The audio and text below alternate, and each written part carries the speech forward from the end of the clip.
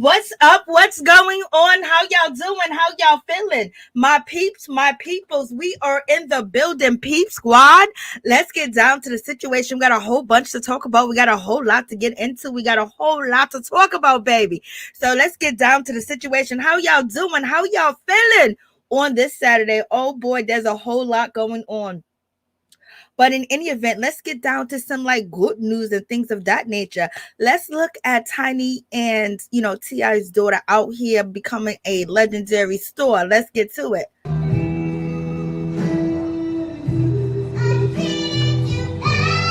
So let's look at, Offset almost breaking his ankle out here, in Paris. Let's check this out real quick. A quick smile.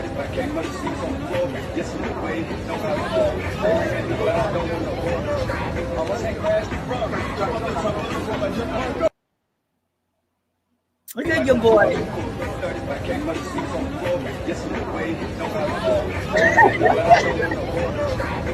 Lord, boy, what you doing? You almost hurt yourself real good. I mean, real good. And let's get to, you guys already know NBA YoungBoy was facing these charges, these federal gun charges in California and things of that nature. And that feds have a 97% of winning their cases, but it seems like they did not win this case because NBA YoungBoy, aka YoungBoy, has been found not guilty. And he has a whole nother case, but in any event, let's check this out. How are you feeling? Feeling great. It's this man here. No, it's all the people around us. And he was not guilty. He was innocent. Never was guilty. Never was guilty.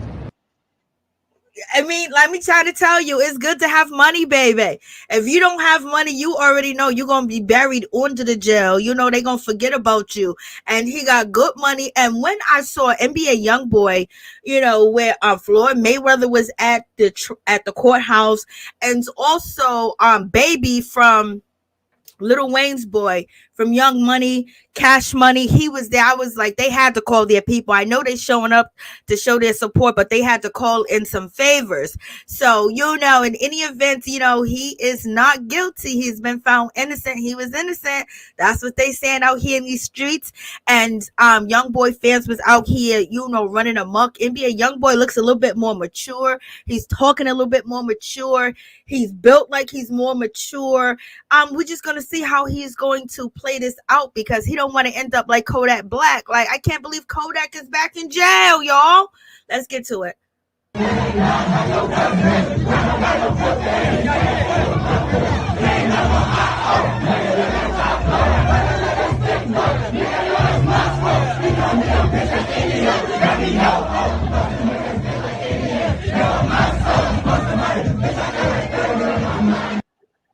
So that's the kids at the courthouse. These are the kids at the courthouse. You already know the courthouse was like, wilding out at the courthouse. The bailiffs, the chefs, all the people that work in the courthouse was feeling a certain type of way.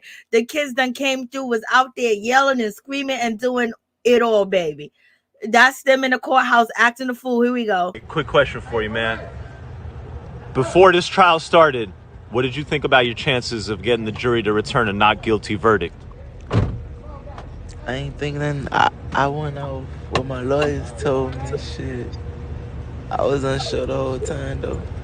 And so you were unsure, and then during the trial, after you saw the evidence come in and the witnesses, did your viewpoint on whether the jury was going to return a guilty or not guilty change at any point during the trial? I had some strong. I had a confident feeling about some things inside my heart, but shit. Let me ask you this: trial is tough. What songs, what artists were you listening to keep yourself in good spirits during these last 4 days? I ain't listened to nobody but myself since I've been in LA. Facts. Yo, you just beat the feds on a felon in possession case. You just beat the feds. What would you want to say to your fans about what's next for YoungBoy Never Broke Again? Tour. What tour is next? Where are you going on tour? Shit, around the States. Yo, YB, I appreciate you, brother. I appreciate you, bro. Stay up. Oh, say 5 minutes away. Damn. So you see that situation. So he's out. He's out. He's free. Well, he's been out because I wonder if he's still on home confinement. That's the question. But in any event, you guys let me know what you think about that situation. And let's get to your boy, Nick Cannon. Nick Cannon out here doing a whole lot in these streets. Nick Cannon out here playing games. Nick Cannon is doing way too much. You know, he got these baby mamas out here. He got a bunch of baby mamas out here. Okay. And now Nick Cannon want to play games that he's going to get married. I'm going to do what the world finally wants me to do, and that's to get married. No, your baby mamas want to get married to you. We don't care what you do with any of them because, Lord have mercy, it ain't going to be fair to one if you marry one and don't marry the other one. You got two that got twins.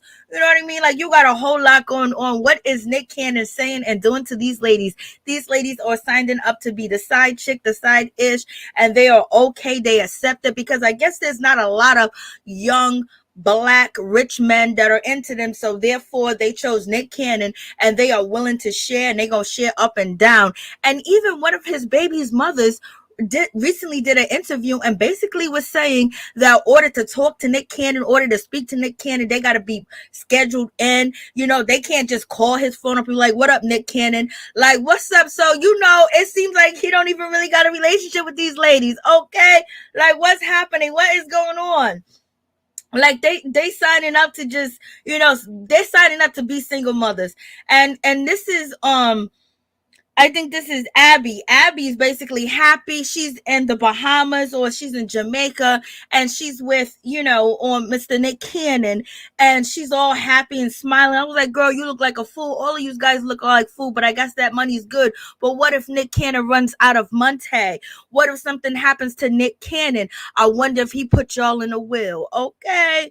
Or, you know what I mean? Like, what's going on? Or he's going to have somebody basically be in charge of taking care of his kids and leave you guys on the outs. You don't know what you're getting, but you just signing up because that paycheck is looking good and whatever he's doing is looking good to you.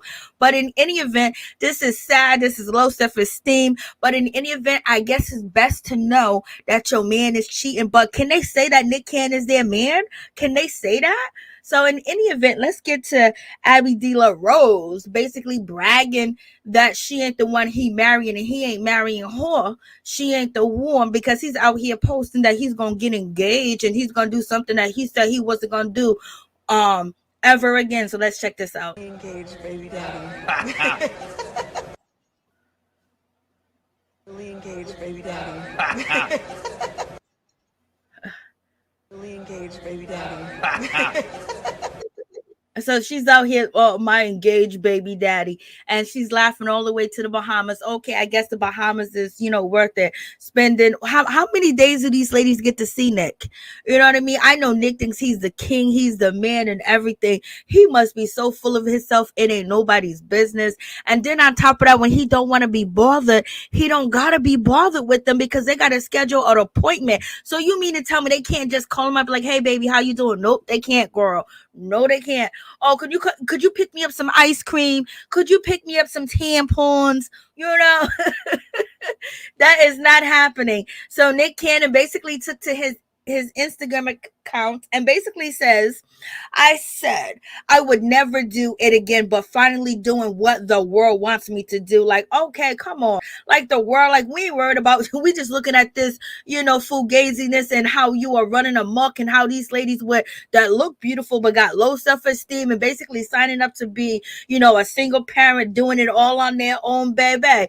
And, you know, living like that. It would be better if they was all living in one house and they all get to know each other, the women, the children, you know, basically be, you know, sister wives or something like that, but they got to be a wife first to be a sister wife. Okay. So in any event, you know, Nick might be doing a video. He might be doing a promotion for a song or music. And so he's putting it out there like that as a joke and getting people to talk about it and basically making himself go viral. But at the same time, he's embarrassing these ladies that are laying up with him and having babies with him. And he's joking about getting getting married, but not to them, because you know they would love to have that ring, but they ain't never gonna get it. Never gonna get it. Never gonna get it. Never gonna get it. Like, what's going on? So he posted this picture, and everybody's trying to figure out which baby mama it is. Some say it's not the baby mama. It looks like Brittany Bell to me, but in any event, so Nick Cannon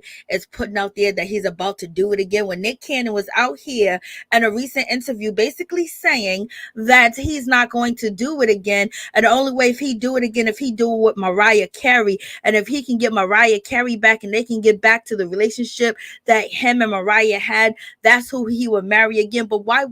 Mariah Carey don't want you no more. She don't want your has-been ass. She don't want your milk dog self. Like, come on. You done went out here, and if you had a chance to get back with her, it's not gonna happen. Not with the football team that you got going on out here in these streets. And some people are saying, like, how is the relationship with these ladies? Are they happy? Are they satisfied? Do they cry at night? Do they miss him? Do they want to choose something better? Can they date anybody else? They can't, because Nick is taking care of them, and they just said, hey, I want to be a baby mama. So y'all tell me what y'all think about it. What's up, Happy Days? How you doing? No one asked him. I know, girl. None of us asked him about his situation or what he was doing out here in these streets and who he was doing it with. He's the one that keep telling us, and he's making it seem like we care whether he get married to one of them girls or not. We don't care, because if you wanted to marry one of them, you would have married one of them, okay? It's not up to us. And let's talk about Britney Spears real quick. When it comes to Britney Spears, about 4 or 5 days ago, they reported that Britney Spears ran out of gas on the highway, and basically she didn't have no gas in her car. She called her husband or whatever. I guess he couldn't get there fast enough. But in any event, she called the police. The police came, and they basically pushed her car off the highway into the breakdown lane. And then, a truck came and gave her some gas or towed the car. But I was like, why is Britney Spears running out of gas on the highway? Like, what is going on? What is happening in this situation? Like, this is really crazy. So in any event, I don't think Britney Spears is used to, checking her gas tank or things of that nature, because, she was, locked down for a long time, and basically she's getting back to life. But in any event, we wish her well. And let's get into this situation. Let's talk about Mr. Kevin Gates. He is nasty, y'all. I mean, nasty. When I said, when he recently did an interview, and he really recently did an interview with Yung Miami from City Girls. She got her own podcast. She got her own show on Revolt TV, messing around with Puffy and doing all that with Puffy basically is getting her into doors and places that she would have never got into before. But at the same time, I don't know what the repercussions going to be or what the consequences that she's going to have to face at the end of the day. We done seen Diddy do this over and over and over again. Even Biggie Smalls' mother complains about not getting money from P. Diddy Puff Daddy. Even Biggie children complain about not getting money or royalty from P. Diddy. Making a band, people, not all of them, but most of them complains about not getting their right money. And also Danny Kane and numerous of groups. And remember when P. Diddy was running around here with Dawn from Danny Kane? She basically changed her look. Like, she did a whole facial job on herself. Like, she changed her cheekbones, her nose, her lips, her teeth. She changed everything, and she did a song with Puff Daddy, and that was popping. Whatever that song was, it was popping. And Dawn was out here, and then all of a sudden we don't hear Dawn, we don't see Dawn no more, and P. Diddy ain't running with her no more. He rode that way for a little bit and let her go. He done stole their youth, so hopefully Miami youth don't get stole from her, y'all. Hopefully, hopefully, she keeps her youth, but at the same time, sometimes you got to take these chances, and she's taking these chances when it comes to P. Diddy. You know what I mean? He done already had a baby mama that, disappeared from R.I.P. to Kim from circumstances like, whoa, okay, so there's a whole lot going on in his situation. And in the event, we could talk about Shine, we can talk about Craig Mack.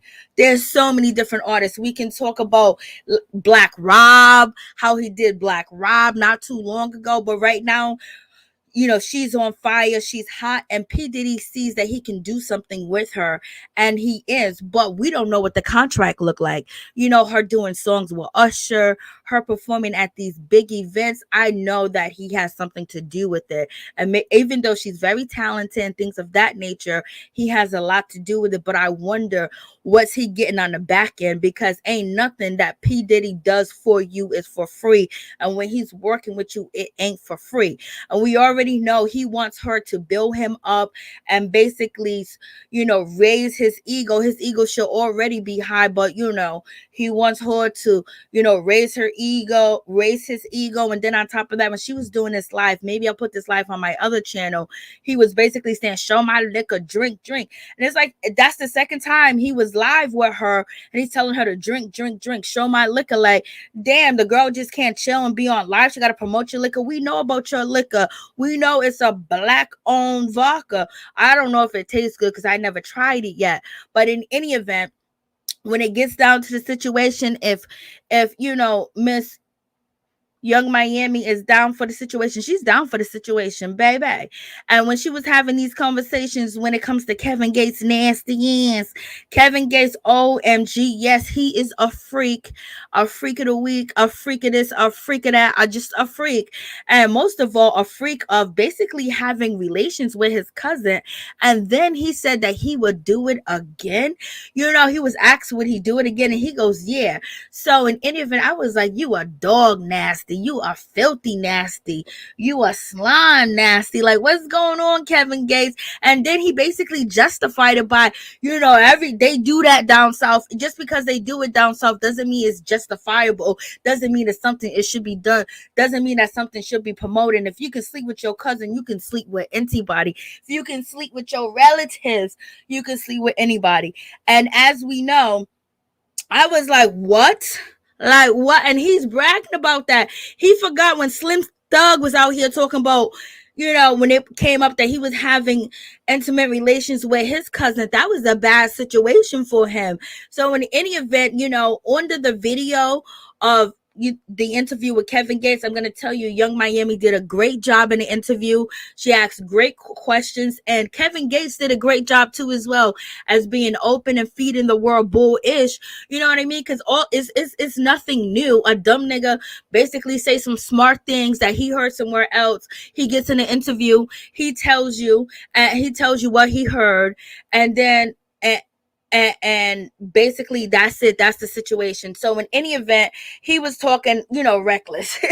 He was talking reckless, and he was talking about double teaming her or wanting to double team a female. And it's just like he wanted another dude, not another female. Usually dudes always say, I want another female. You know, we'll do this, we'll do that. But he's talking about him and two dudes. And he's saying, if me and these two dudes love you to death, then why can't we make you feel good? Why can't we bring you up to the stores? Why can't we do this? So basically, it seemed like Kevin Gates was giving that opening to P. Diddy to let P. Diddy know that he's down to do whatever with him in Miami. He's on that train, baby. And then he was like, he likes booty more than he liked the punani. I was like, Lord, help me, Jesus. Help me, Jesus. What's going on? What's up, Happy Days? No one asked him. Excuse me. What's up, Kimberly? How you doing, baby girl? Did he get in them into ARP events? Lord, he is washed up. Happy Day says, Kimberly, exactly. He is bad look. Kevin Gates freaky, especially when it's time to get to that Monte. Okay, contractual relationship. All right, Tori, or that's what it seemed like. I don't know, Happy Days. I know, girl. MJ, freak of the rap world. I know. What's up, Norris? What's going on? How you doing? You guys, please don't forget to check out Norris' YouTube channel. Show him some love. Point blank, period. Norris is in the building. Happy days. He wants to bag Diddy. That's what it sound like. I'm sorry. In the interview, it sounded like he was letting Diddy know everything that Diddy likes, he would do. Okay. I mean, he was just talking about what he would do to the rear end. I was like, oh, and the way that he was saying it, it wasn't like he was speaking to a woman, in my opinion. That's just my opinion. You know, I know people will say like everybody's trying to put on, you know, everybody tries to, you know, say men or black men are gay and things of that nature. No, or try to put that on them and things like that. But he was really talking like, and then he was just basically saying that he wanted to do it with a partner and it'll be his homeboy. He give this to you, I give that to you. What? I was like, are you serious? And you know, just and then he was like, I'm Muslim, talking like that, and you Muslim? I was like, okay, like this guy is full of himself. He's full of a whole lot of it. And basically he was justifying everything that he does. And then when it came to his relationship with his wife, Draca, he was basically saying he was asked if she cheated. And he goes, no, I never said she cheated. In a song, I said this. I never said she cheated, but he never said that she didn't cheat. He said, I just never said she cheated. Okay. Because the rumors out here in the street is his wife left him for their, you know, the fitness woman, the weight trainer, or the trainer, the physical trainer, whatever the case may be. And the video, and the video that you guys see that on camera with Kevin. Oh, Lord. I thought I had changed the screen up. So in any event, when it comes to the situation with Kevin Gates and this video, he was still cool with the trainer because he was talking about I was working out with my trainer, blah, blah, blah. And so the trainer done scooped up his wife, baby. And he didn't omit and he didn't deny. He just said, I did not say that. And he wouldn't say whether she cheated or he cheated. Then he said, if he's not happy, he's going to cheat. And basically he's a married man. So if you're not happy, you're just going to go cheat. He goes, yes, I got to make myself happy. I got to take care of myself. My needs are first. That's number one. Yes, that's number one. But baby, you are not going to be happy 24/7, 7 days a week, baby. Like, come on, let's get this together. You're not going to be happy with your partner every day, all the time. So therefore, you need to improvise, or you need to compromise, or you need to have to sit down and have a conversation. He goes, what conversation? What this, what that? You know, man cheat this. I don't really cheat. I go out and I get mine and tell my woman I did this. And if she's a good woman, I'm going to give her that, you know, super supreme core wash, you know, type of body experience. I was like, this man is crazy. This man is ignorant. You know, he made good music. I ain't going to lie. His last song is hot that he done put out here. He got a workout song that is banging. It's not a workout song, but it sounds like it. But he sounds really confused. And he sounds like he is, you know, lost. And, he wants to put on that front that he's woke, but the things that he's saying and doing, he ain't woke, baby. He is still dead. He is still trying to live. He is still trying to survive. And at this point, he want to swim with the devils and he want to swim in fire to get where he wants to be at. Okay. Because, and he feeling some type of way. Another woman took your woman. So that means that you went all that freak diggity dong dong, all that stuff that you was talking, didn't keep your wife because you crazy. Allegedly, you acted. You seem insane. We need to give you a 5150. Okay, you need a 5150 ASAP. I mean, he does. Like this man said some outrageous stuff. I was like, Lord, this is crazy. Mary Jane, through the whole interview. Let me see what you're saying. Through the whole interview.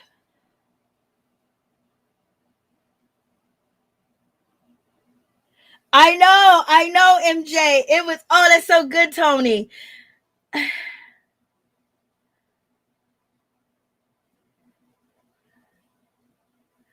Oh, yeah, Kimberly, you already know. Right now is good. Right now, she's in Paris. And at this point, when you see this video, she's live and she's in Paris.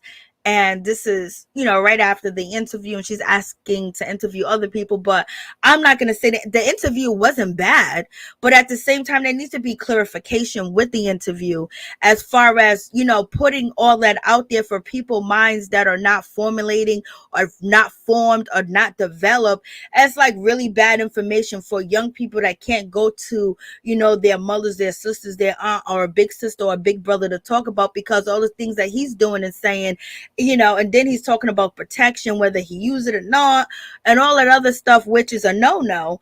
And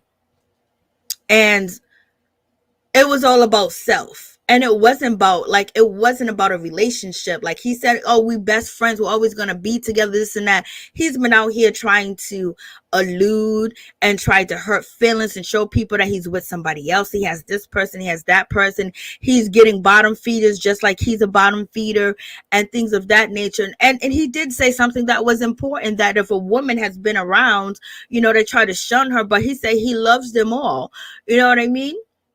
At the same time, his wife is not the type of woman that he says that he prays, the girl that's out here doing all this and doing all that, legs spread wide open, out here running up and down the streets. He prays that. And it should, because men do the same thing, but at the same time, he didn't marry a woman like that. So he should be honest about that. Even though he's praising these women that are like Amber Rose, he ain't gonna marry one. Okay. So he is a hot mess. I mean, he was out here giving the kids delusional information, and Miami was sucking up like, okay, that's what I do with Diddy. That's what Diddy's looking for.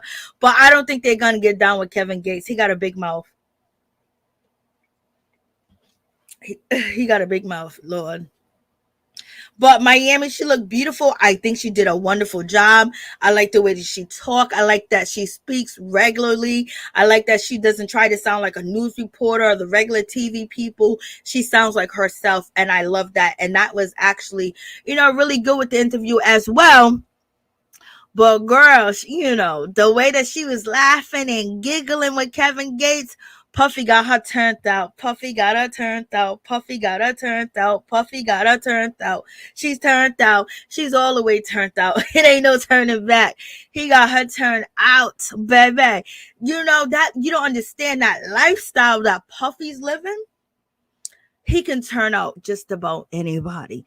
You take people living averagely, like say if you even making 200,000 a year, 100,000 a year, 90,000 a year, you're dealing with a billionaire. It's a whole different lifestyle, and you'll fall in love with someone that can make your dreams come true. Because now she got her own podcast. She's being taken a little bit serious, and he got her at these events. He got other artists working with her. He got other artists sitting down, because most artists are not. If she had a podcast by herself, hey, come on my Instagram, come on to this show.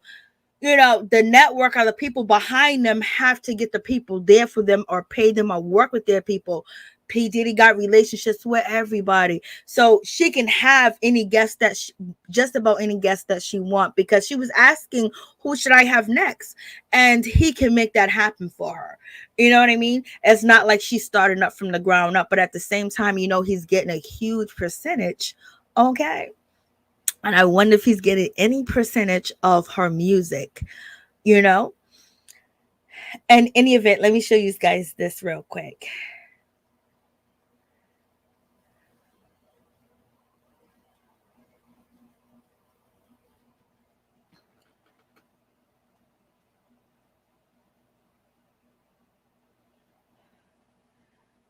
And they keep it in the family, baby. Hey, Washida Libra, how you doing? What's going on?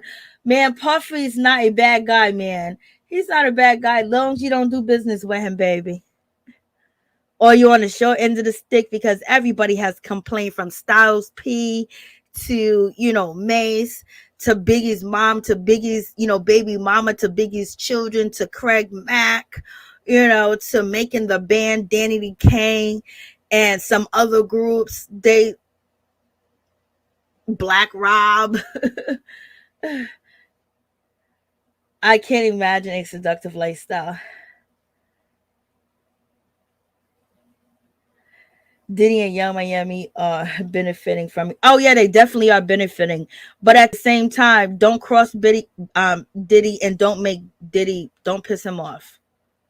And don't ask for more than what he wants to give you, because you already know how that's gonna go. And yes, there's nothing wrong with if you're by point blank period. We got one life and we gotta live it to the fullest and be yourself and be honest with it, baby. But Kevin Gates is he's toting the gates whether he's on the other side. I think he is. There's a lot of things that he has said and done in lives over the years that make you think, but let's go.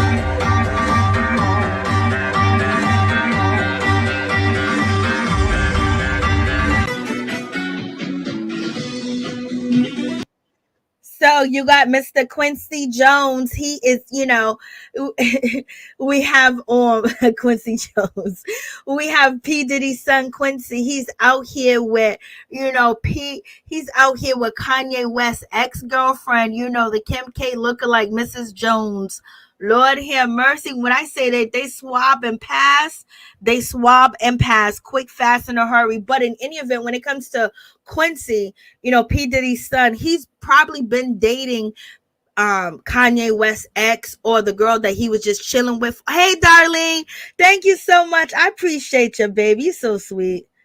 Y'all be making me feel good, y'all.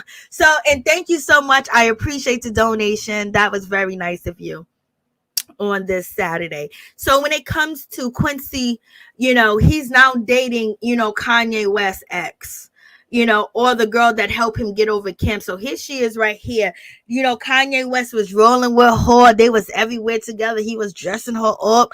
But in any event, we know that she did, all types of different things. Like, all the girls that Kanye picked, he liked them. He liked them dirty and nasty and street filled, and he likes them to have everybody in the industry to have them already, and then he picks them up. You know what I mean? But in any event, it seems like they all like that as well. But in any event, as you guys can see on the screen, Quincy has been out with Kanye West's ex, Miss Chancey Jones. I think that's her name, the Kim K lookalike, or Kim is trying to look like her. She said she didn't have no surgery, but I don't believe that. But in any event, Quincy has been dating her for at least a month and a half, because there's other videos of Quincy and Kanye West's ex, on social media. I do have the videos, but she's showing so much of her booty and her body. It's just like I don't even know why she even put on a swimsuit.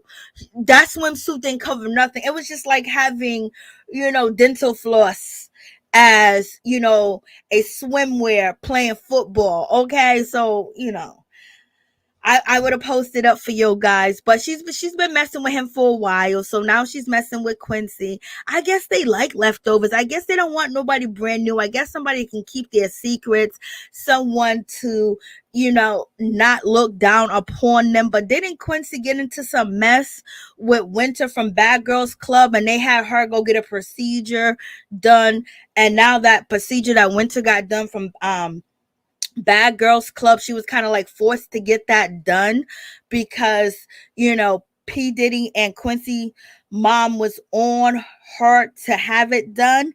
And right now with that procedure, some states won't allow you to get that procedure done. Okay. So in any event, I guess the apple don't fall far from the tree, baby. So I guess they like to just swap fluids, swap everything. It is what it is. So Quincy's out here happy with her. And she look good though. She can play football very well. She used to be a track star. She used to play tennis. She do got some skills, but her best skills is getting rich dudes. Okay, that's her best skills, baby. She got them skills. She can start selling out here in these streets. Thank you, Darlene Wilkins. I appreciate you so much, Darlene. I know she is a sweetheart. You a sweetheart too, Rashida Lever. Don't stop. You girl, you are.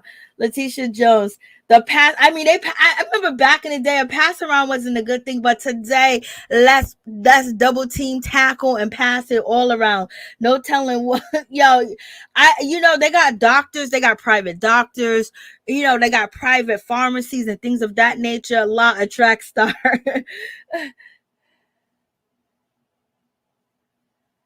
Is that Justin Combs?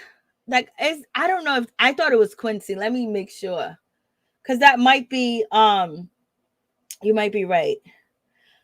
I know he got the tall dark skins. I know his sons, but I just call him P. Diddy's sons. Let me see. Make sure I have it right. What is that? That is crazy. Let's see. Somebody got my favorite candy up. Who is it? Oh, you're right. It's Justin Combs. My bad. It's Justin Combs. That is just thank you. Thank you so much, Norris Tony. That is Justin Combs. I'm calling him Quincy. That is Justin Combs. Lord have mercy. I'm getting his sons all mixed up, baby. Yes, that is Justin. So Justin is chilling with Kanye West ex. They're doing their thing. They're running these streets together. Okay. So that's just one of them situations. I was like, Lord. I mean, like, they don't got no shame in their game. They don't care. And I don't blame them. Life is too short. So do what you need to do to make yourself happy. If you like it like that, if you like this, you like that. They want to keep it all in the family. Allegedly, when it comes down to Ricky Martin, they're saying that he want to keep it all in the family. Ricky Martin is Puerto Rican descent. And also Kevin Gates is Puerto Rican and black. So Kevin Gates said, it's okay to be involved with your cousin. And then he actually said third cousin. He said, I think she was like my third cousin. Third cousin? That's the same blood, dude. That's the same blood. I mean, like, she can give you a blood transfusion. You can give her one. Third cousins? He said third cousins. I know I heard that. So, now we got Ricky Martin. Ricky Martin is out here facing some accusations and some, things out here in these streets where Ricky Martin, basically nephew, is claiming DV and also saying that he was in a relationship with his uncle Ricky Martin and he was basically being mistreated, and there was a whole lot of psychological things going on. There was a whole lot of physical things going on. And when it comes to Ricky Martin's nephew, he's a 21 years old. His name is Dennis Sanchez. And basically he's out here claiming that when it comes to Ricky Martin, he was in a relationship with Ricky Martin for like 7 months, 6 months, 4 months. They had, a whole type of situation going on and everything. So right now, Ricky Martin is being, he's about to go to court in Puerto Rico, and Puerto Rico don't play when it comes to incest relationships at all. He could be actually facing 50 years behind bars, okay? Like, he could be going to jail. He can get all that he wants. So I don't know. Y'all think Ricky Martin is guilty? You know what I mean? What's the public opinion? Do you think he did it to his nephew? Ricky Martin is actually claiming that when it comes to his nephew, that his nephew is not all the way together. His nephew has mental issues and has mental problems and things of that nature. That's why the family have not spoken on the situation. Ricky Martin said around July 4th that he cannot speak and talk about the situation at all because, it's a, court situation going on and things of that nature. So he basically is going to follow his attorneys and what they tell him to do. But on July 4th, Ricky Martin denied all allegations on Twitter. And he said he's very optimistic that this would basically be resolved. He said once the court see the evidence and see what Ricky Martin presents to the court or what he presents to the court, they will understand what is actually going on. Because he's saying that his nephew is crazy. Ricky Martin was a part of a boy band, and that boy band group is the most successful Latino group till today. The most successful Latino group till today. That's what I read. I don't know. I didn't do the numbers, but that's what they said, and I believe it because I don't know any other one. That crossover. I know Latino music groups, family groups, and things of that nature, Spanish music and things of that nature, but they didn't cross over to American music, and Ricky Martin, his group did. And this is why we're talking about him today. So what y'all think? Let me see what y'all saying. Tracks though, you're so funny. Latasha Jones. Quincy is Albie Shaw's son. Okay, thank you, Norris Tony. I hope I'll be sure is all right because he was sick for a while. I wonder if he got out the hospital. So I tried. She said I tried. Yeah, they passing around cousin, family members, and everything. Lord, they passing around family and all just too much. It's just too much, y'all. My kids ain't going nowhere. There's no sleepovers. There's none of that. Unless the sleepovers taking place with me. And I have to be there, and I have to know who the people going. The other adults is going to be supervised. I don't believe this Ricky Martin story. Okay. Good evening. What's up, Kathleen? How you doing? I mean, here we go with the disgusting news. I know. That's why I started off with the good news, baby. I did Meredith. I did math. I did, and so you got this situation. It is disgusting. Let's not play any games. So in any event, so this is what's going on. We haven't heard any stories about Ricky Martin doing anything. At least I haven't. I don't look for him and I don't search for him. He don't pop up on none of my social media until now. So in any event, this is the group, the boy band from back in the day, and members of this particular boy band basically have a HBO documentary. I believe it's 2 members of the group, and they're basically describing, how it was back in the early 80s, being in this boy band group and what happened. Let me just tell you the description of, what we're going to see on the HBO. I'm not going to watch the HBO documentary. But in any event, with the HBO documentary, like I got cliff notes on it, Blase the third, the band members are basically saying they described, Andrew Gillum, when Andrew Gillum got caught out here in these streets and what, the photos, the pictures and everything that went down. This is what these young boys have described, basically, being a part of this band and basically not having any rights at all. I mean, they was from age 11 to, like 16.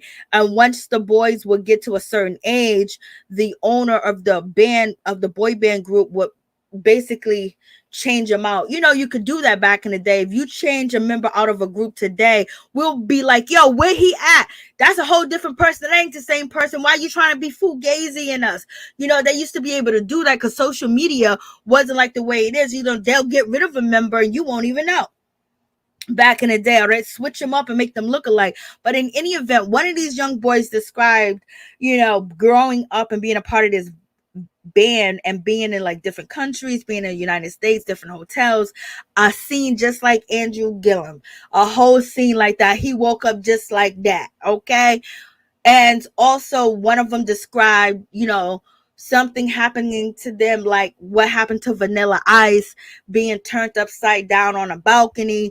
Like there was a lot of bullying. There was a whole lot of going on, and there was a whole lot of illicit, illegal substances given to the boys. Okay, so in any event, this is what the band members are saying, and the former manager that used to work with Ricky Martin basically says that he owes her money and she protected him. And this came out like last month. She was like, I protected Ricky Martin for so much. I did this, I did that for him, and he wouldn't pay me, blah, blah, blah. Then all of a sudden, that was like last month. This month, all this is coming out about Ricky Martin. You know what I mean? So I guess he should have paid her. He should have paid her, because she said, you don't understand how many court cases, how many people tried to file charges against him, how many all types of stuff that I basically put under the rug. And she was a female, and she was like, I did this. It's on TMZ. I did this for him. I did that for him. And he's refusing to pay me, and how much I protected his career, because his career would have been over years ago. And boom, bada bing. This month, Ricky Martin is on a chopping block. So y'all tell me what y'all think about that situation. I was just like, oh boy. So yeah, it's a whole lot going on. So moving on from that, we wish all them boys peace. They get help, and hopefully none of that stuff happen. And it's just crazy, because this is not how we're supposed to live and how we're supposed to do things. People shouldn't think that it's okay to hurt somebody because you have these crazy fantasies and you want to live out your dreams. No, you find somebody that's old enough and as an adult to do that. But in any event, let's move on to Kit from, Chicago Black Ink Crew. She just inked a deal with Paramount, okay, where she's gonna have her own show. Katrina Jackson, she's gonna have her own show, but she's going to have her own production company, so she can't get fired like that. They can't portray something that she don't want to happen, because her production company is going to actually produce the show, and she's going to be putting on a whole lot of people. She went through it on Black Ink. She got ridiculed, she got dogged out, she got kicked off the show. Her friends turned their back on her. She went to LA. She dealt with a dude that wasn't ish.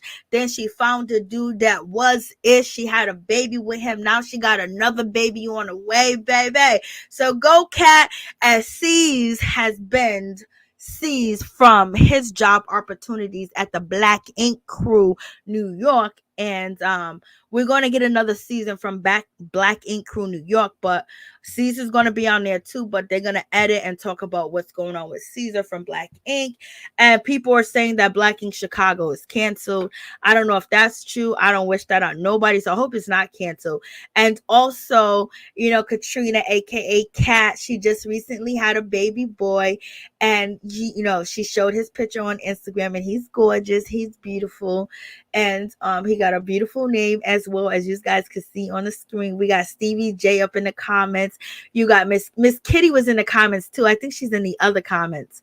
Miss Kitty's in the comments as well. So she got 2 kids now, y'all. She got 2 babies. She just had a boy. So she's doing her thing. So we shall see how Ricky Martin is going to end up at the end of the day. I got to salute. I got to stay 100 to my boy Styles P. He saw a woman that is a part of the LGBTQIA community, and he went over there to defend her and help her when police tried to attack her, and basically was using excessive force with her, and she was a woman. And he came, and I was nervous for him, because these popos will end your life and basically get death duty, okay? So I was nervous, but he stood up there and he put his life on the line, because you are putting your life on the line when you step up to the police. And I was just recently watching Godfather of Harlem. I don't know if you guys seen that TV show, Godfather of Harlem, with Bumpy Johnson and all of that, and Malcolm X, Martin Luther King, and so many profound people in our history. So that show is excellent. I was waiting for the new season to come out, but in any event, us Black people been dealing for this since Emmett Till, even before until with the police. And it's just like, damn, something got to change, like, yo. And so so I just want to give props to Styles P for being that brother, being that example. And he definitely put his life on the line with the popos. Popos are doing everything with the cameras rolling, okay? You already know.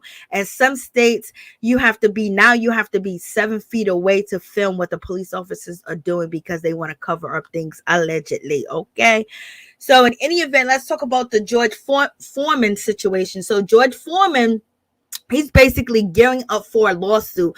George Foreman is being accused of making, he's accused, basically 2 females are accusing him of doing things to them in the past, and basically they want to get paid for their situation right now. They're accusing him of sexual abuse, and George Foreman is like, yo, this happened 45 years ago, what are you talking about?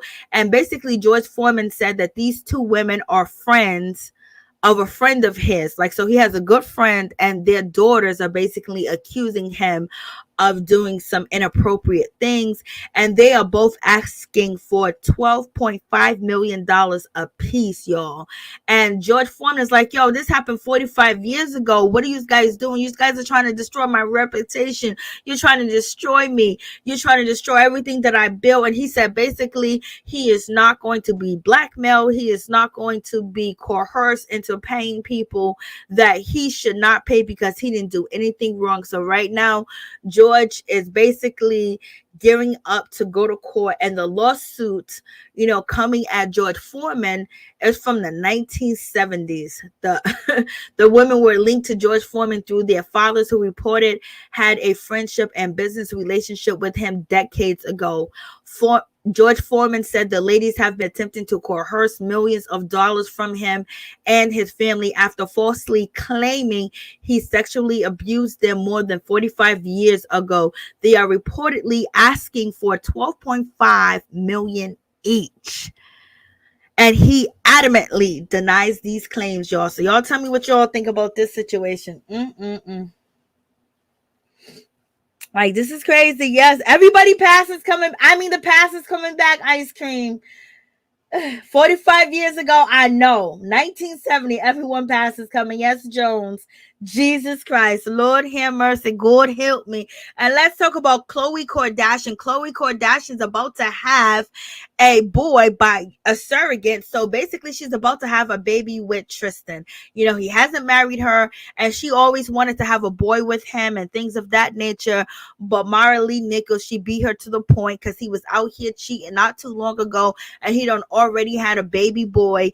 And so now she wants to have the baby boy, but she didn't know when she was preparing to have this baby boy with the surrogate that, Tristan was going to be caught out there cheating, and he was going to have another baby on the way. Girl, that man don't want you.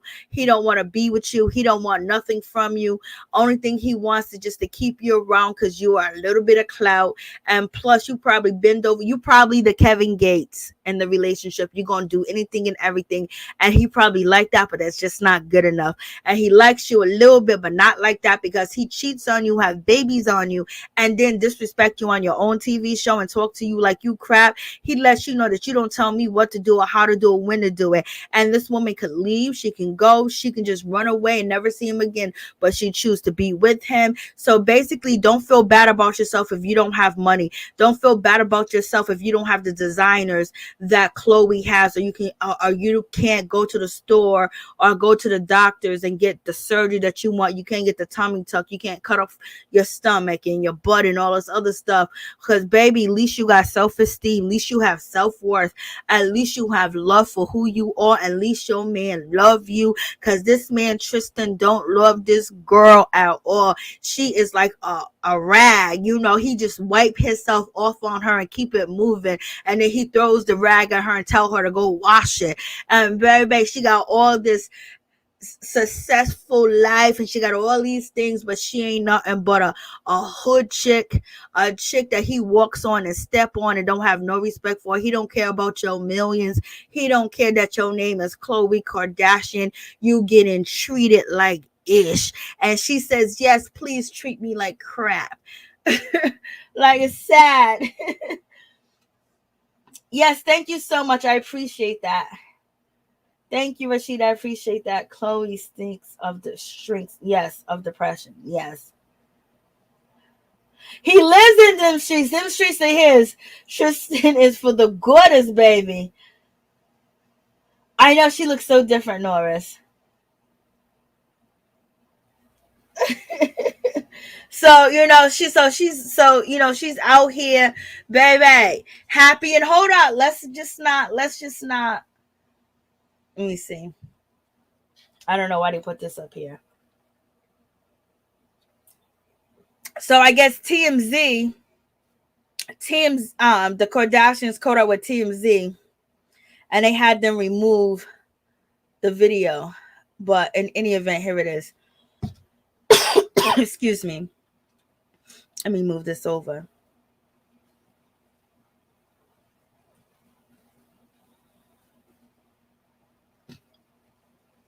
So here's the video right here. TMZ is reporting that Tristan partying in Greece with ladies, aimed at Khloe K baby news. So you hit play, it won't play. See, they got to it. Something happened. They took it down. So in any event, so he's in Greece partying. Baby, look at your boy Tristan. and Greece. He's around all the women he want to be. It's like, damn, you don't like. Why can't Khloe be a part of the situation? It's like, yo, like, can you take a day off, dude? Remember the time that he was at a Beverly Hills party, a Hollywood party? He went into the party normally dressed, came out, all his clothes was all wrinkled, ruffled up, and then Khloe basically said, I'm not with him anymore. Basically because he got caught out there. So somehow TMZ removed the video or whatever, but the video was there. And so this is Tristan partying, having a good time, y'all. This is your boy. He's in Europe right now. As you can see, he's surrounded by 4 different women around him, 2 of whom seem to be focusing their attentions on Pacifically, and even more hotties roaming around. Okay, they're all over the place. Yes, they're focusing on Tristan. Tristan is in he's in his glow up moment right now, and he don't care. Record me, put it on the Kardashians. I think at this point, I think Khloe wants to pretend like she's the victim and she's her, and this is a storyline that she can have. And basically, I think that they have an open relationship and she's happy with what Tristan is doing. But basically, he wants to take on I think he wants to take on a villain role. And because he gets on that show with her and basically talk about how bad he is and how he talks to her. So they might be paying Tristan. They might be paying him. And why can't she have a baby from her own coochie? Why can't she? Because she's too busy starving herself, allegedly? Why can't she? So this is Tristan. Tristan's out here in these streets, baby. Tristan is in the streets. He's not even in America. He's out here. These girls, they don't care about Khloe either. They care about Tristan. Tristan, are you paying him? Tristan is paying him. He gotta be paying him, allegedly. So in any event, Tristan is out here. Look at him, just chilling, baby. He's being photographed. He know he is. I have a video of him last month in a club chilling with girls. Like, he don't care. You ain't gonna make him not have a good time. He ain't gonna stop with the women. He ain't gonna stop. He won't stop. Ain't gonna stop. He ain't gonna stop, y'all.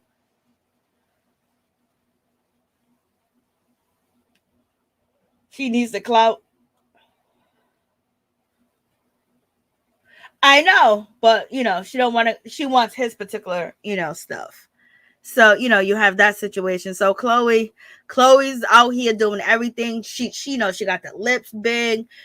She's losing all the weight that she can possibly lose, but that ain't gonna keep that man there. They ain't gonna keep that man faithful. All the things that you're doing to your body, and you love and doing these things, it actually says that you do love yourself because you're working out, you're taking care of your body, but at the same time, you letting a man just dog you out publicly and embarrass you. And he done already got the boy. And who knows if he's still talking to her, y'all. Who knows if he's still talking to her. I'm just like, Lord have mercy. It is a crazy situation. Khloe's out at the gym all day, every day, baby, doing everything she can to stay thin, to be the type that Tristan wants. The type that he wants is the girl in the clubs. Khloe done did everything to her body, everything that she possibly could. She done lost weight, gained weight, sculpture, shaped her body in each and every way. And it's just not good enough for him. He don't want it. He don't need it. This is crazy. She's just she's on an air diet, if you ask me. Everything for this man, and this man is gone. He's gone. He's in the streets now. She's just, I got his baby. Yep, everybody else do too, girl. Everybody else do too. Poor thing. No, she's not a poor thing. She's signing up for it. She has all the money. She has all the support. She has everything to leave. She has everything to move on. She has everything to get counseling. She has everything to basically survive, being in a bad relationship and moving forward. And she chooses to keep going back. So you know what? That's the decision that she makes. So everything that Tristan does to her, she deserves. Because, when you tell somebody, please treat me like dirt. Please do me wrong. Please do this. Please do that. And that's what she's asking for. And that's what he's giving her. So why is he the bad person in this situation? Other than he don't want to pay child support for his other children and basically trying to silence his other baby mamas. That's a problem too as well. If you're making all the millions of dollars, you need to be taking care of your children, okay? There's no excuse that you should not be taking care of your children at all, point blank, period. Financially. So let's get to the situation when it comes to, Kodak Black. He recently got arrested. Like, Lord Kodak, he done already got out of jail. You know what I mean? He Trump done got him out of jail and everything. And baby, he got caught out here in these streets in Florida, baby. And allegedly they said they found 31 pills on him. It seems like he probably had somebody prescription bottle, it couldn't have been his prescription because he wouldn't have got arrested. So in any event, and then basically he had $74,000 on him and change, but he's a multi-millionaire. So of course, $74,000 is little change compared to what I see, Kodak having on him. But in any event, his vehicle was stopped and pulled over, and basically they searched his vehicle and they found the pills. Okay. And then also apparently Kodak Black license and tags were expired. He has a team. If you got $74,000, your license should not be expired. And because you can have somebody go down there to the DMV, you can make a special appointment where they have special appointments for celebrities and people that are famous. And also you got to know somebody that works at the DMV that's one of your fans, that you can get in there and get out, go through the back door. That's what the people here do. You know what I mean? And so in any event, he got caught out here in these streets. He already got shot already in the leg. Now he's getting caught out in these streets with this stuff. I don't know. It seems like, there's something on Kodak's life that ain't right. He does give. He's a very charitable guy and things of that nature to the community. But at the same time, he just stay in dumb stuff. It's like his body can't rest. It's like his mind can't rest. It's like his soul can't rest unless he's in that dirtiness and he's in that filthiness and he's in the slum and he's doing grimy stuff. But in any event, when it comes to Kodak lawyers, TMZ and academics, basically reports that they're trying to get him out of jail right now. I don't know if he's out yet, but right now they're negotiating a bond for $75,000. That's the money that he had in his pocket, baby, to get him out. And basically they're trying to move forward quickly to get him out of jail. Kodak, there's so many warnings that you are receiving and you're not taking heed to them. So I don't know what's going to happen to you in the future. It doesn't look like it's going to be anything good if you don't pay attention to the warnings out here in these streets. For real. Like crazy. So let's get to the situation when it comes to Kim K. When it comes to Kim Kardashian, her boo thing, none other than Pete Davidson, he wants to have a baby with Kim. So is Kim going to have a complete full Caucasian baby? Like, OMG, how is that going to be for Kim? Because Kim basically raves how, her mixed kids, they have a difficult time. They take on Kanye West attitude. And we have seen them take on Kanye West attitude on social media when they're coming after the paparazzi. But the paparazzi deserve each and everything that, Kim K and Kanye West kids say to them. Okay. Like, they deserve it. They was like, why are you waiting for us? Like, come on. Could you imagine? Remember when Kanye West cussed out the guy that was following from his home to the gas station? The paparazzi used to be crazy on Kanye. And so in any event, on Pete wants a baby, y'all. Pete wants a baby. Is Kim gonna give it to him? Is she gonna get a surrogate, or is Pete gonna be able to have a baby come out of Kim K womb? Is that going to be a possibility? What y'all think about that situation? I think that so we're gonna see We gonna see. I don't know if they trying to stir Kanye West up. He's been resting low and resting high and resting somewhere else. You know, he helped Kim promote her new show. He helped the Kardashian promote that show. You know, him going off and him doing everything promoted the show, gave them ratings. Even when it came down to Ray J, the sex tape, you know, Whack 100, and him wanted to see his children and want to be at birthday parties, gave them the ratings that they wanted and they got. And Kanye West, are you going to continue to get used? Or are you actually going to walk away, Kanye West? Are you going to walk away and let it be?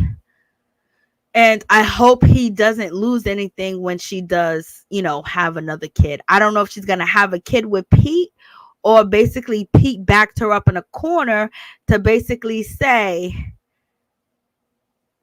either have a baby with me, have a baby by me, have a baby by me, and be a millionaire. You know, if Pete has a baby by Kim, you know, he's already a millionaire, but he'll be a fierce millionaire. And so, you know, so we shall see what is going to happen in that situation. Is Kim K going to have Pete's baby? And so when we get down to this situation, let's talk about AB. AB's out here. He's on Instagram. He's with his children. He's playing golf. You know what I mean? He done moved on from the situation when it came to, you know, I felt so bad for homegirl. Like, she was doing the most. She was, you know, she was out here crying. Keisha Cole was doing way too much. She was out here calling him out and everything. He is playing golf with his boys. He done moved on. Keisha Cole is still going live, sending subliminals. You know, they could be towards him. I think they are towards AB, but whatever. And AB's out here with his kids on Instagram. They at the golf court. They are not worried about you, Keisha Cole. So you're gonna have to let it go, girl. You're gonna have to let it go. You're gonna have to move on, baby. Cause he has moved on. He has not missed a beat. He ain't worried about you. You know, he's back with his baby mamas. He's back with the women in his life. He said, if you don't want to share him, and if you don't want a traditional relationship,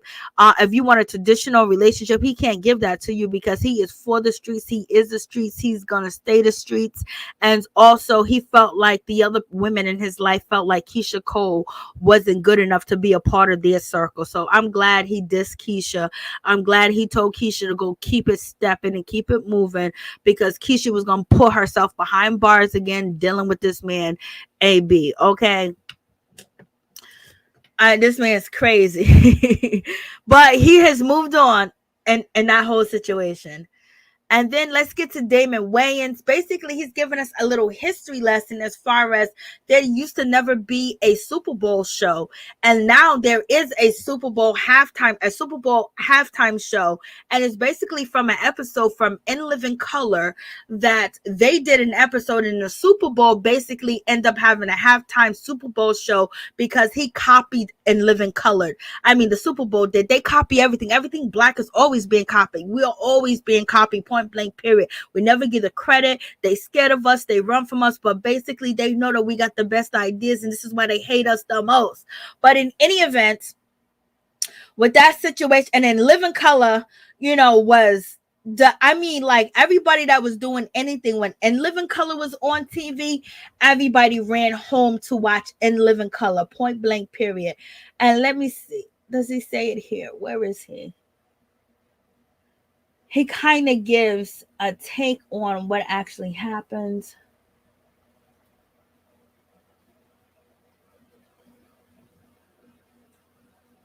That's something else. I did have it in the... I might not have loaded it up. So let me check real quick.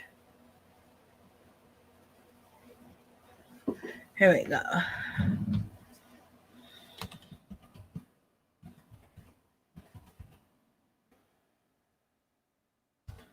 How y'all doing out there, y'all? There's a bunch of festivals going on tonight. Okay, so where is it?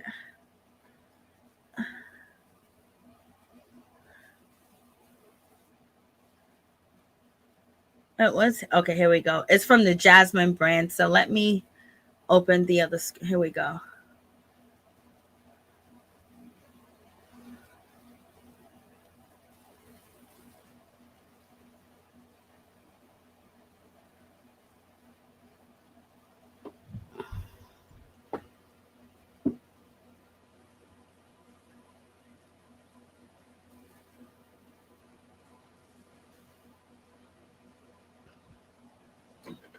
Close this out. I don't know why. But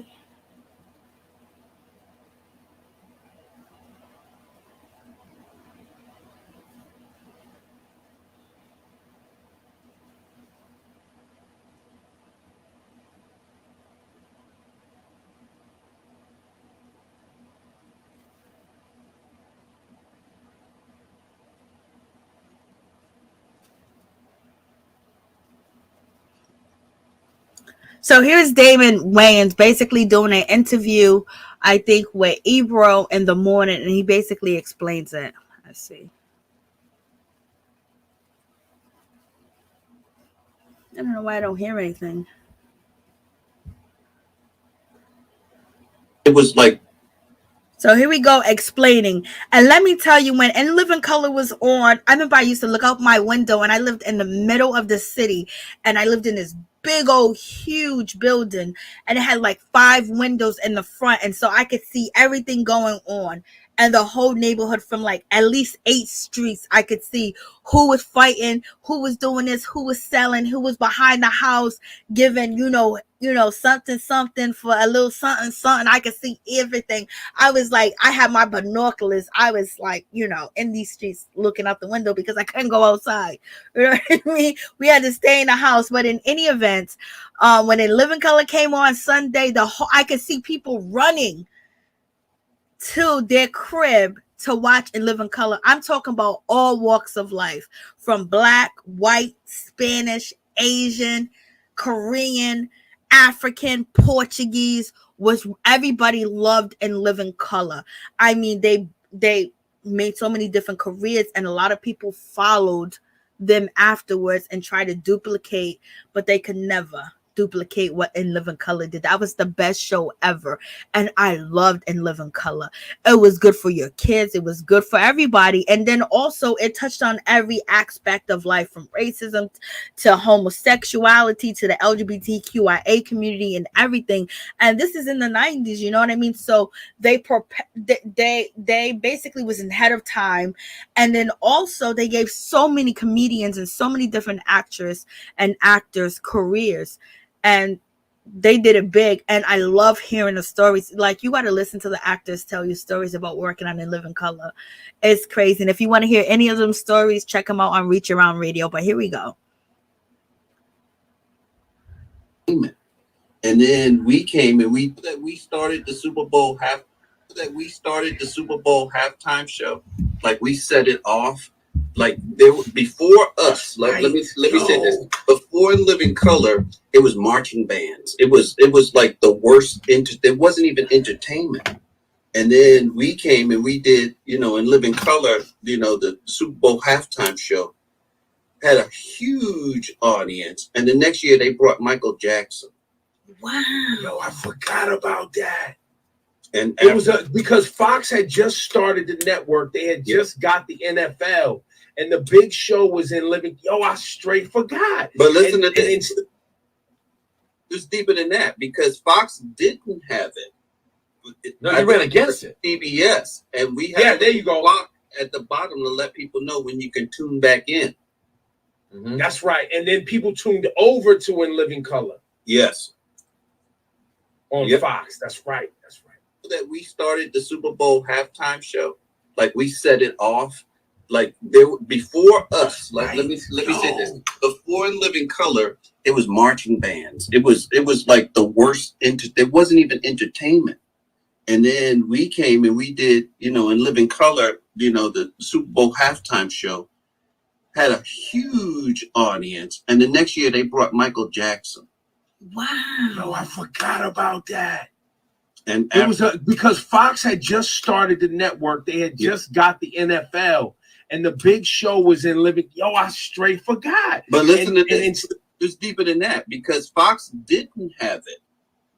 No, you ran against it. PBS, and we have there you go. Block at the bottom to let people know when you can tune back in. Mm-hmm. That's right. And then people tuned over to In Living Color. Okay, so that was some history. I don't know if you guys were able to see the whole video.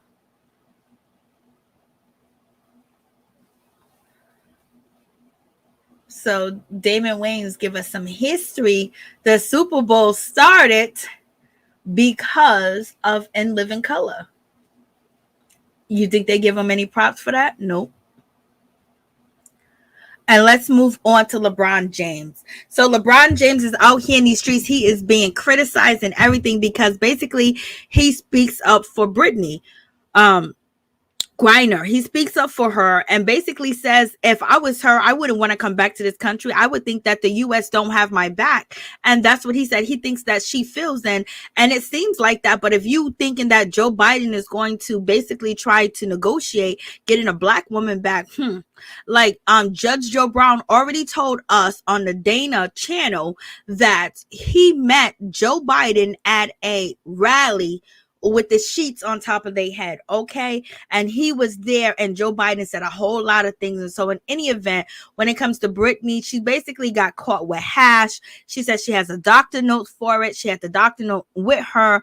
And basically, she's been over there for more than 100 days, way longer. She's been over there for too long, and it doesn't really seem like the U.S. is doing anything to get her back, point blank, period. And you got Kamala Harris. What is she doing? Nothing. She was dancing to Mary J. Blige and, Beyonce and My People this and shaking her head and trying to and getting the black votes. She ain't worried about this black woman. The NBA ain't worried about this black woman over there. What a crazy situation. And let's get to Neo. Not Neo, but Mario. Mario know he look good. Mario know he fine, baby. Mario is gorgeous. Mario is so gorgeous. It's unbelievable when he was up there on that stage, baby, with B2 or just Omarion. He killed it.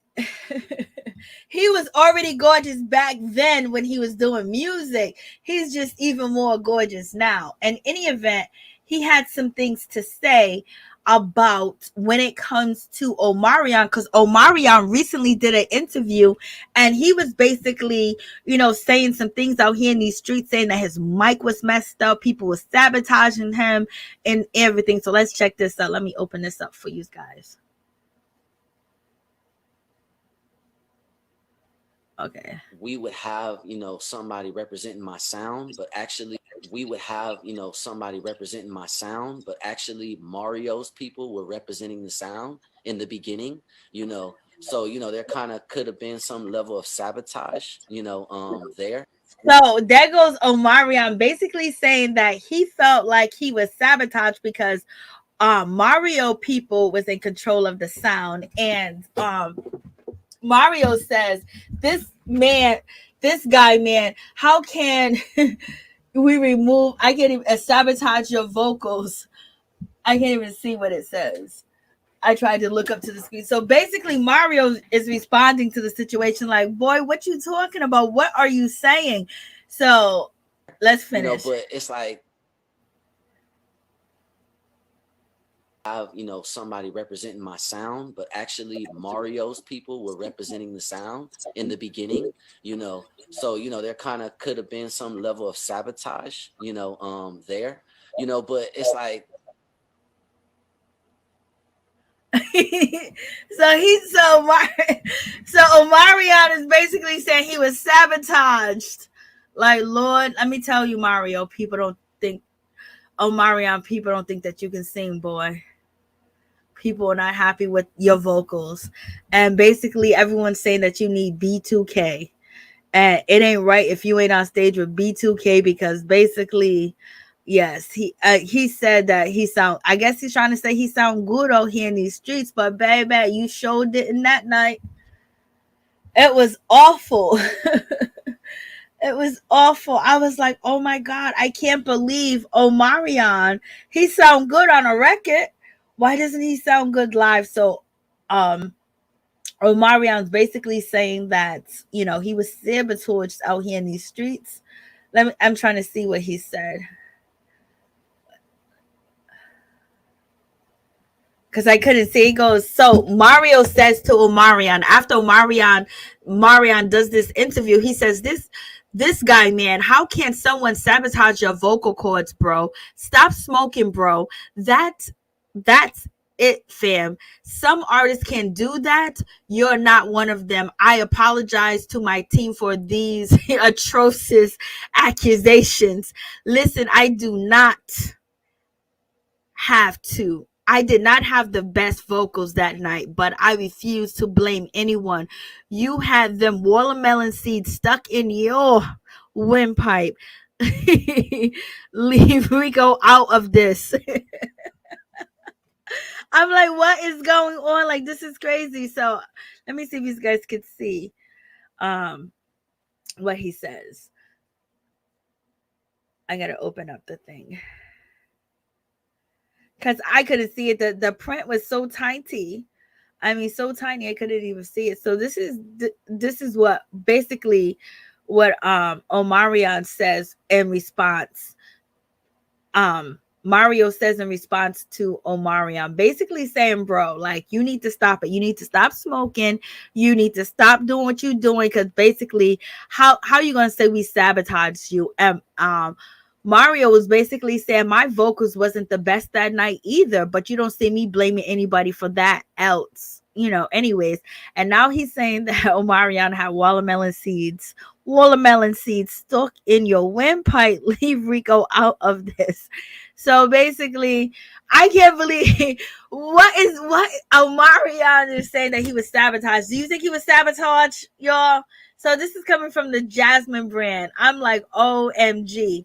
Like, so he ain't gonna let this go. This is just gonna be one of them situations where it's gonna live on forever, y'all, and forever, ever.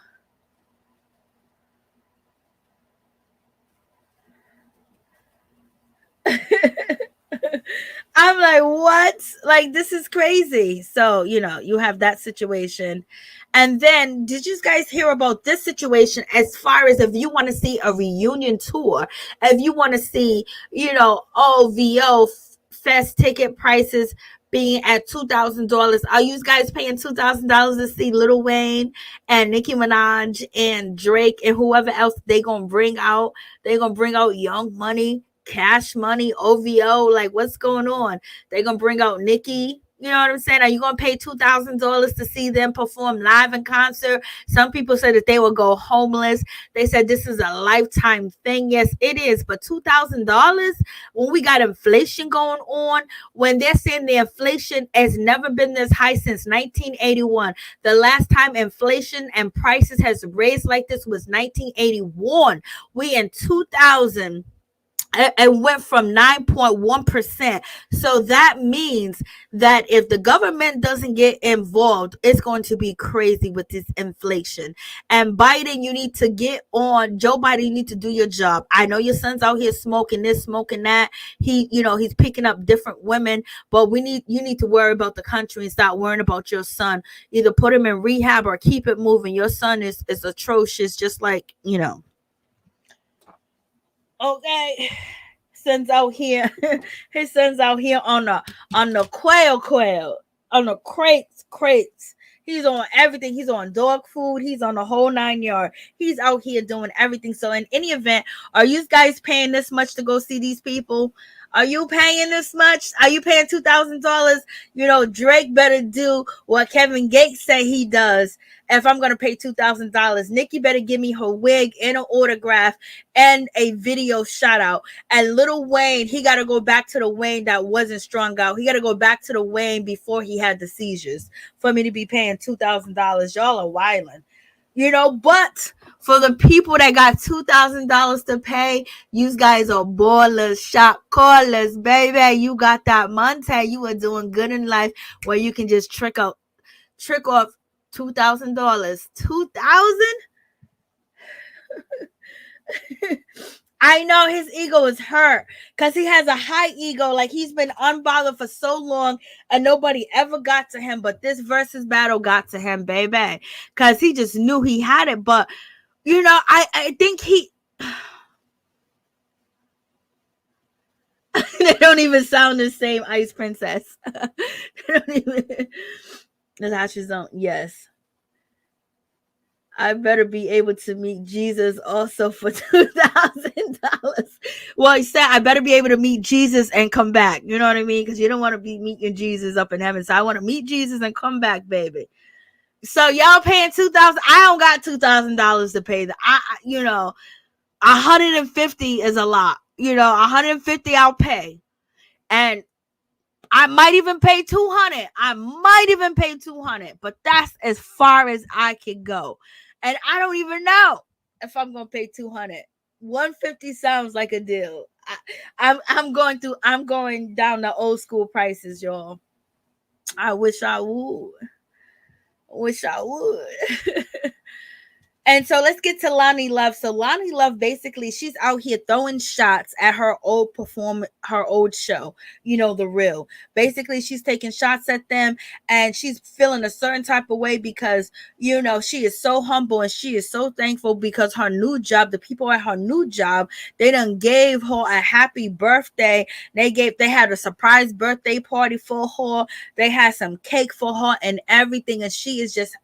She went online and she said, at my former job, I never got a birthday cake. I never got a surprise party. You know, but so basically she's calling out The Real, which Tamar did call out.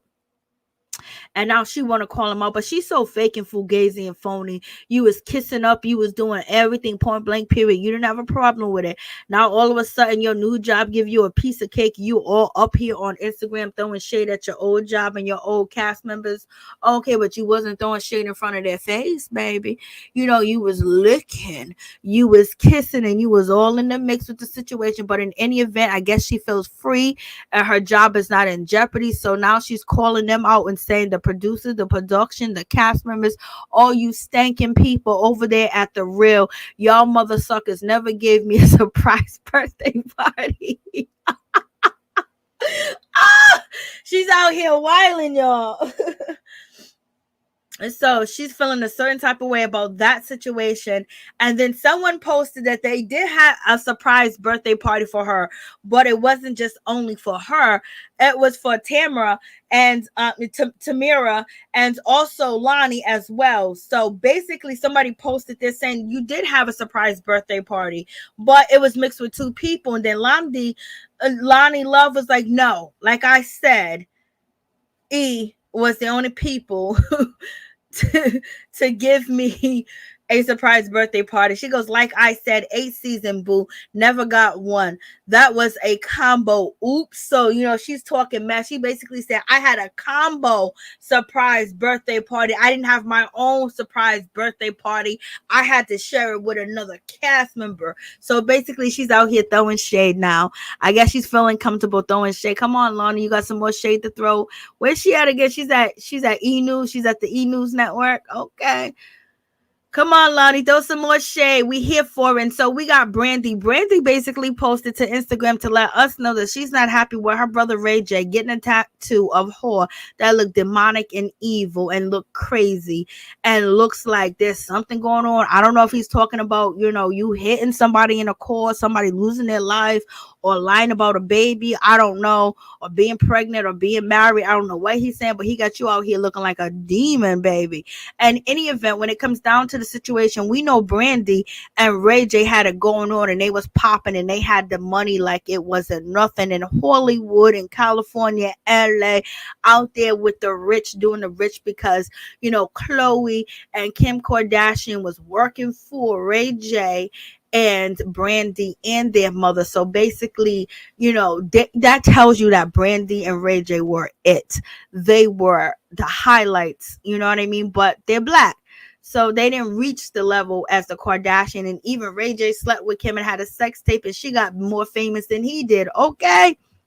And then she claimed that she was under some type of spell, or she was under some type of influence, and basically try to make it seem like it wasn't consensual. So they be doing a whole lot, when come to find out that they stole like $100,000 from Brandy's boutique and their mother Norwood boutique. You know what I mean? So they was working for them. Okay. So that lets you know that Brandy and Ray J has always been on top for a long time. Okay. So hopefully Kodak does right. But in any event, moving on from that situation, we have Chris Rock's brother. You know, he spoke when the situation first happened, when his brother got smacked, but he really didn't speak. Like, he was quiet. I wish he was. Let me tell you, if Will Smith smacked my brother, I would be live 24/7, 7 days a week for a whole month. I wouldn't stop, can't stop. That's Will Smith smacking your brother.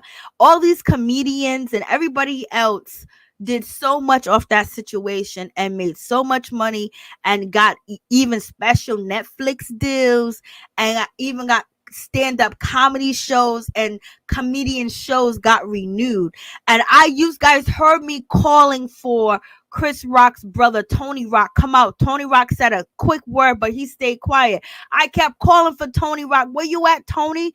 And even the other brother came out. Y'all should have been capitalizing off of the situation, not everybody else, because y'all were blood. That's your brother. So if it hits a different way, that slap hit a different way for y'all, because that's your brother. But in any event, Tony Rock speaks again, and kind of too late, but he speaks. Let's check it out. Let me open this up.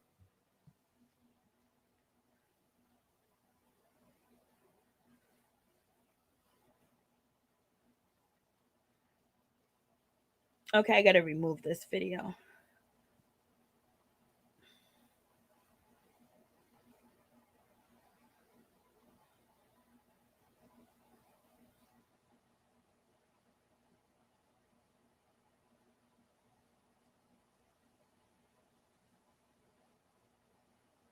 Situation, I was like, well, that could have been a situation we had a discussion at the after party. Like, if I said a joke and you was like, yo, B, man, that was crazy, whatever, I know that you would say, yo, B, man, I wasn't feeling that, blah, blah, blah. Now, do you feel like he just was so embarrassed that he couldn't do that? Because the after party's 40 minutes later. No, he wasn't embarrassed. He was, everybody saw the footage, he laughed first. So that's not embarrassment. He was laughing. And then in the time they cut to my brother and cut back, he was already up walking. So maybe it was the Jada look. Right. But I think that slap was the accumulation of him being slapped on other levels. He said it himself. He always hated the soft moniker. He's soft. Jada and won't let Tupac die. It's always something about Tupac, and his daughter brought up Tupac. And I'm not bringing up family stuff that people don't know. As a married man to this woman, you're like, damn, is what I'm doing not enough? Live? And maybe my brother said some jokes before about them that he didn't like. I said before, that's what backstage is for. If there's anything you want to say to somebody, say it back here.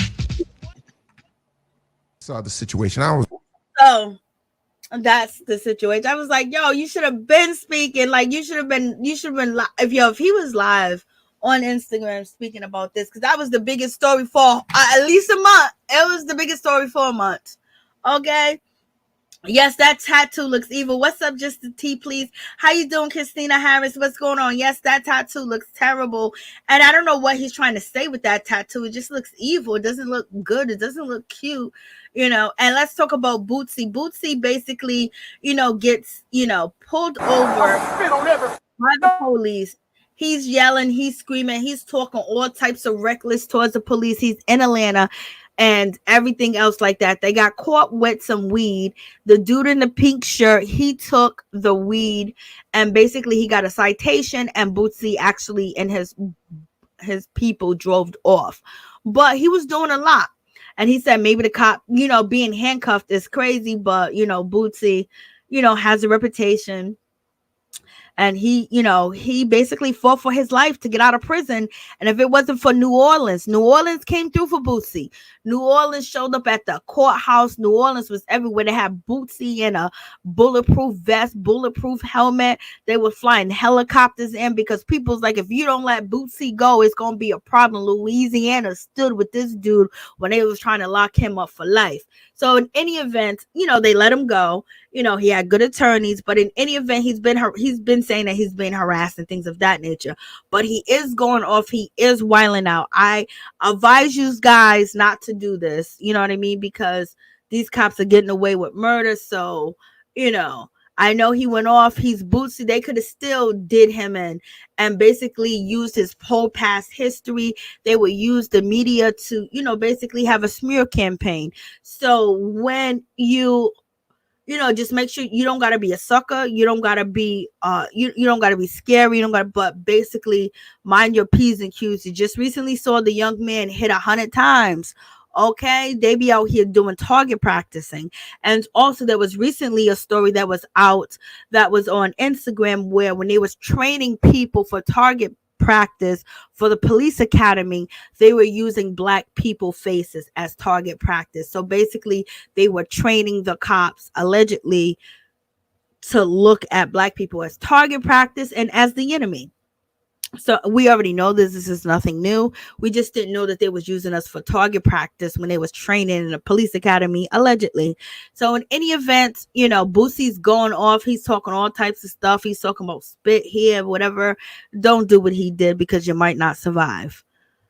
So in any event, so he's going off and he's doing a whole lot. But then, he gets back online and he explains what happened. So let's check this out.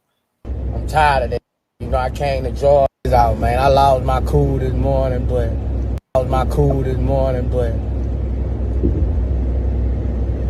I've been being targeted, man. Every time I pull out, my car's getting pulled over. I'm getting pulled over. I'm tired of that. I came to Georgia to do right. I ain't I'm doing right. I ain't in no trouble. I don't fuck with nobody. I ain't in no beef out here. Most of the police respect me, especially in the city. But I'm being targeted, bro. I'm being targeted and harassed, and I ain't going for it. I came out here to get away from all that, and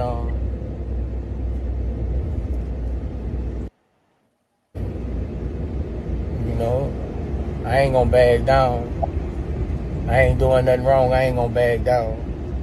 Straight up.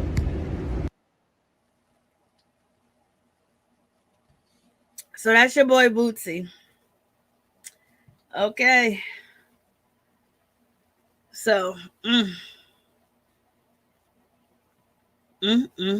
So whole lot going on, y'all. For real. So I think that's it. I think we covered all the stories. And then Trump's first wife, she passed away. And she fell down the stairs, so it was blunt force trauma injuries because she fell down the stairs. So that's a whole situation. So maybe he needs to stop telling his business to Vlad. I feel sorry for him now. You already know how it be. You already heard the Atlanta DA says that there's 2 more federal case RICO cases coming out, but they're saying that they don't know if this is actually recently or if it's actually old when she does the interview. But she does an interview and with the news channel in Atlanta and basically says that there's 2 more indictments. I don't know how old it is because she could actually be talking about when they indicted YF and Lucci, and then boom, after that they got Gunna, and then they got the other dude. Let me see, where is that?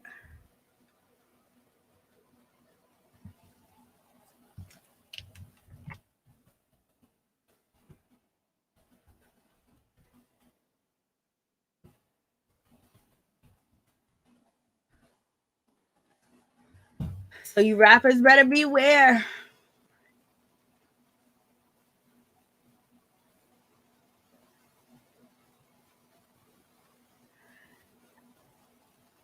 I got Young Thug and Gunna, and then Gunna allegedly trying to sneak stuff into the jailhouse. Like, yo, they wildin'. Money is about power. That's why you wanted to sneak that stuff in, because that's crazy. That's all the way crazy, all day, every day. So the phone lines are open if anybody want to call in and say anything about the stories. But the Atlanta DA, she says that there's 2 more RICO cases coming out, hitting the streets.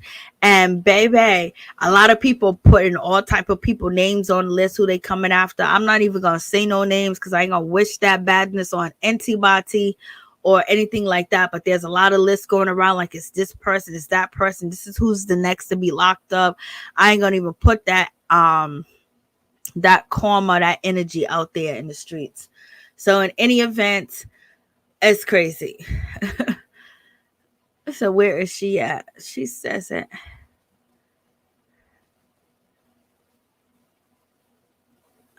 No, that's not her. Nope, that's not her.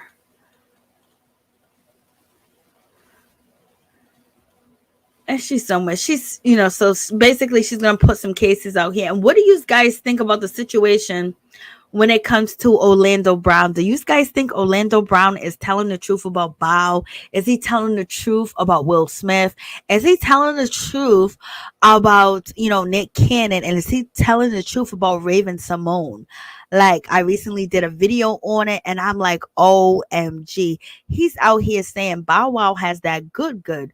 Like, what is going on? Is he doing this for shock value? Or is he actually telling the truth? When he was on Tasha K channel recently, he was basically giving you the rituals and the things that they do in Hollywood. But he was recently on Funny Marco's channel on YouTube, I think is Beat Break. And he basically said he don't watch 106 in part. It's whack since Bow's not there.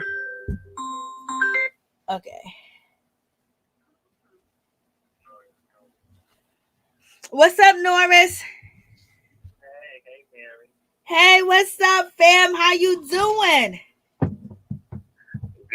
Just happy that my channel continue to grow, and I'm happy for you too. I'm happy for you too. You deserve it. You're a blessing. You're a sweet. You're a nice, wonderful guy. You can read down to the ground. And then on top of that, you deserve it. All the wonderful things that you do, all the wonderful things you have done. And I'm just so happy to see you spread your wings and get involved with everybody. And, just basically making a name for yourself. And you know what? I'm proud of you, brother. Thanks. Because I was just thinking on April 24th, I had only 89 subscribers, and now as of today, the 15th of July, I have 799. That's good. So I know, less than 3 months, I done got over 700 more subscribers. So that's good. I didn't think it would happen so fast. Oh, don't worry. It's gonna blow up. It's gonna keep blowing up because you're doing the right thing. Yeah, I'm gonna get on some of these people now. Okay, go ahead. like the Ricky Martin situation. I think that him and his family need professional help. It's very surprising. I never thought I would hear that about him. Me too. Yeah, I just feel like he could have any, man he wants in the world. Why would he resort to that? It's just weird. But it could be his childhood, how his upbringing. Could be childhood trauma or something. Because I didn't think I would hear that about him. But Kevin, let me see. Kodak Black looks a lot better with his haircut. Because the things he had on top of his head, he looked like the cows that stuck through his hair. Facts. Because that was terrible. Now, he looks better with his haircut. I hope he keeps it cut. And little Boosie, to me, he looks parched. He needs to drink some water.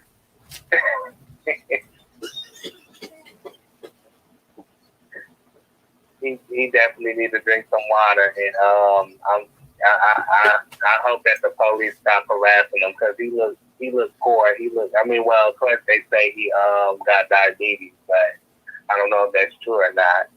But if he does, then shoot, police should leave him alone. You know, but maybe that's his karma for what, you know, things that he done in the past. But them and Ray J, my one wish for him is to put down the microphone and go home with his wife and kids. I know. He needs to give up trying to sing because he sounded terrible at that birthday. Horrible. And then it's weird how he got a tattoo of his Brandy. He needs to try to get that removed, you know, someday. I know he probably can't get it removed right away, but he needs to try to get that removed because that looks bad. And it's terrible. Look at it. Like, why would he do that to his sister? Maybe low key, maybe he's jealous of her. You know, because every time people look at him, they see him as Brandy's brother. They don't see him as his own person. You know, but he could have had the career that she had, but he let too many women get in the way. His ego, you know, sleeping with, you know, getting involved with so many women. Like, he's a serial cheater. You know, he's a cheater, pumpkin eater. And he just needs to, you know, he needs to grow up and stop, you know, making videos online about how he loves and supports his family and how he's a family man, and then the next minute he out in the club hanging out with females. That's not his wife. And then asking for a female to send him nudes. See, that's so disrespectful. So disrespectful. And it's just like, he needs therapy. He needs professional help. But, you know, his looks are starting to fade. And then the last time I seen him, he had a picture. It was an online picture on Love and Hip Hop. He had his shirt off and he had a dad bod. I'm like, with that long daddy bod, or with that big old beard looking body, you need to be going somewhere sitting down or going to the gym working out. I'm tired of Princess telling us that she gonna leave him, and she ain't leaving him. Why she keep putting us into it? What, she want us to whoop him back in shape for her?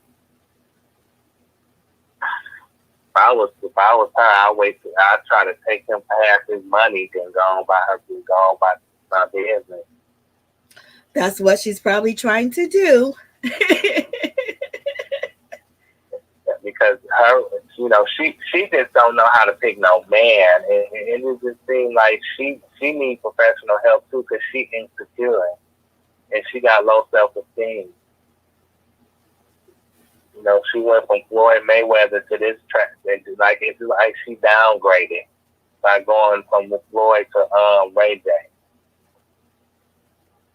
Well, when it comes to Floyd was never gonna make her his main chick. Well, she had to share Floyd all the way all the way down.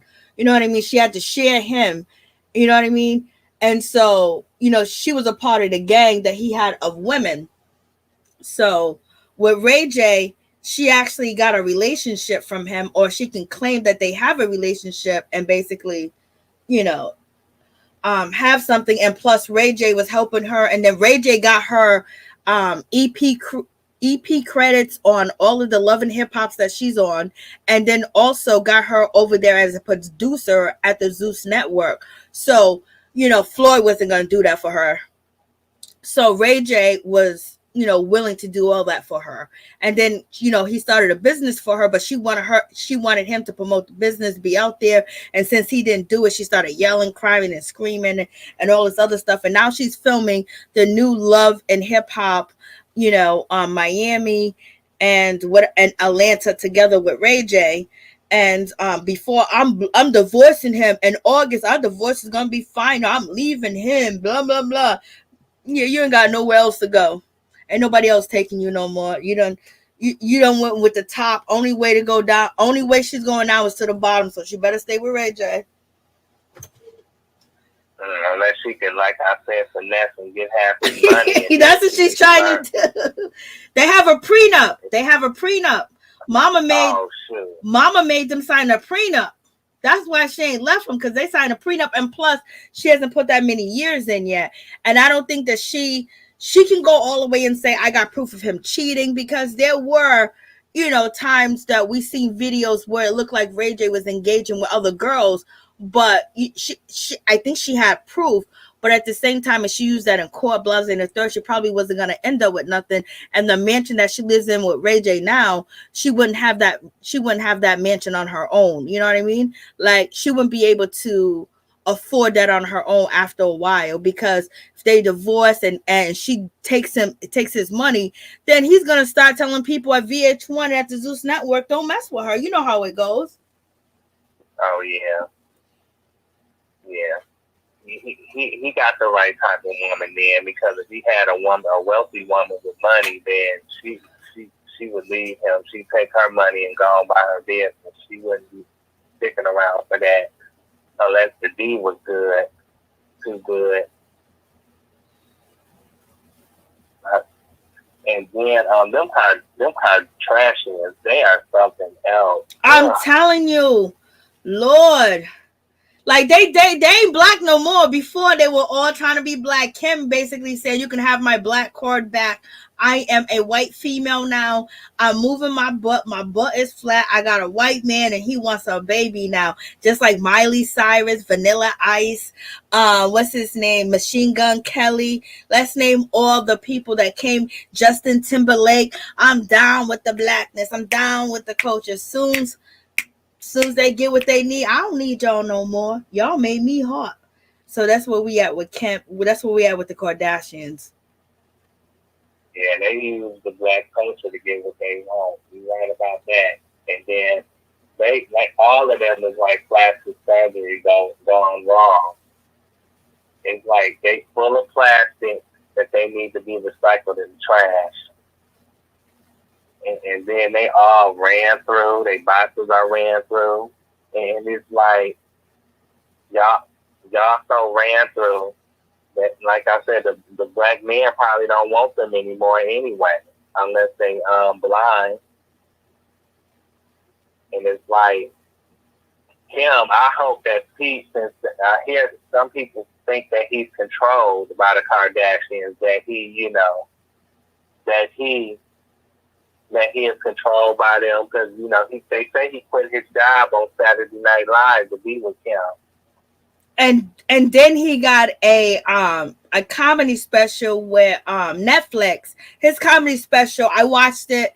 It was trash. When I say his comedy special was trash on Netflix, it was trash.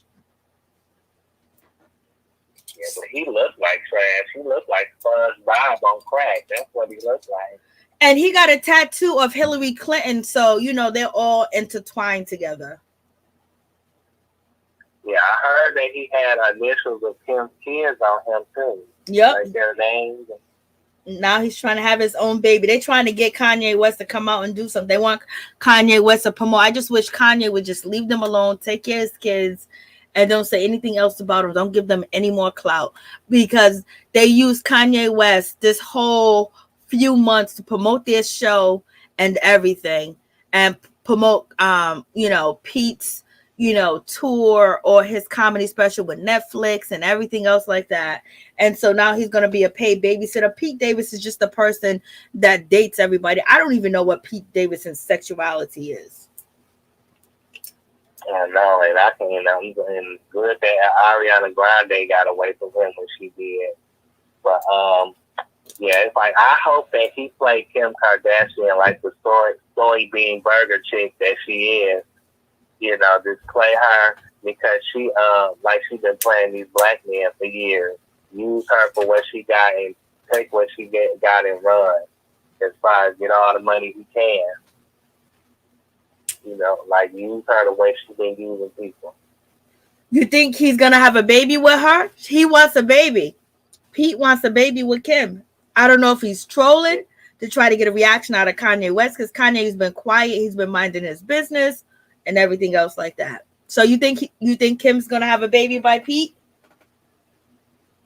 I wouldn't be surprised, but if I was him, that wouldn't be a bad idea because he could secure a bag because she got more money than he do. Exactly. Not only for that baby, but for him too. Like I said, take all the money you can get and run and get custody of your baby. And he forever, he will forever be popular if he has a baby with Kim. You know, forever. Forever, ever. Forever, ever. I know. It's like they to me they the sloppy seconds family of Hollywood, you know, the Kardashians. They like bed bugs who need to be disposed in every trash can in LA. You know, it's just like they sleep around and they don't have no morals, no values, and it's like it don't matter how many whole baths they take, they gonna look and smell like plastic. It's like all their natural looks are gone. They got rid of all their natural looks for what? Looking like plastic Barbie dolls. Who's obsessed with bow tie? All day. You know, and then you got Khloe. To me, she's definitely a sloppy seconds girl, and her head is too big for her body now. It didn't used to be like that, but it is now, and it's like Tristan. He's an NBA bench warming tramp. It's like he don't have no respect for himself or her either, nor the other mothers of his children. He needs to put on a condom when he's sleeping around. Stop having these babies because he creating too many broken homes. And them children, he ain't gonna have time for all them children. Especially if he stick with Khloe.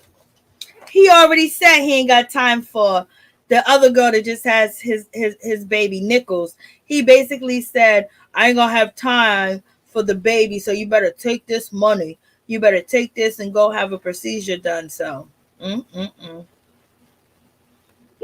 he needs to, cause them babies, them kids, they gonna grow up, they not gonna respect him at all. They gonna resent him for not having time for them. I think that's what's gonna happen, and it's gonna be his own fault with his high booty behind, looking like Humpty Dumpty from the back. Like you know, and then it's like I don't get why people are so attracted to them Kardashians. I don't get it. I don't get what's so special about them besides their money. I don't see what else is special because their looks are gone. Their natural look.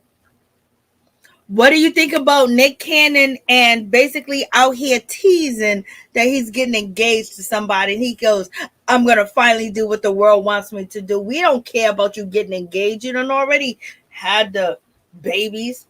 So basically, he's out here acting like he's getting proposed, like he's going to marry somebody. I think it's a music video or something like that. But the women don't care. Yeah, it's like Nick put on the condom Cannon. He needs to stop having babies too because he also creating too many broken homes.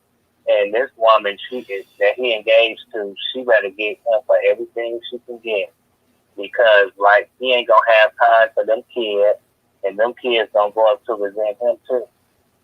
You know, because he, like I said, he's 41, looking like he's 50. He's definitely not aging well. You know, and I hear that he's sick, got some kind of condition. He got lupus. See, if you have that, why are you creating more kids? I hear that he's done doing that to get bone marrow or something like that from them or something. I don't know.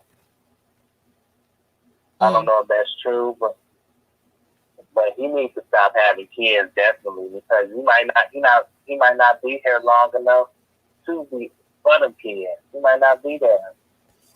Be living long enough. So he definitely needs to take a chill pill and relax.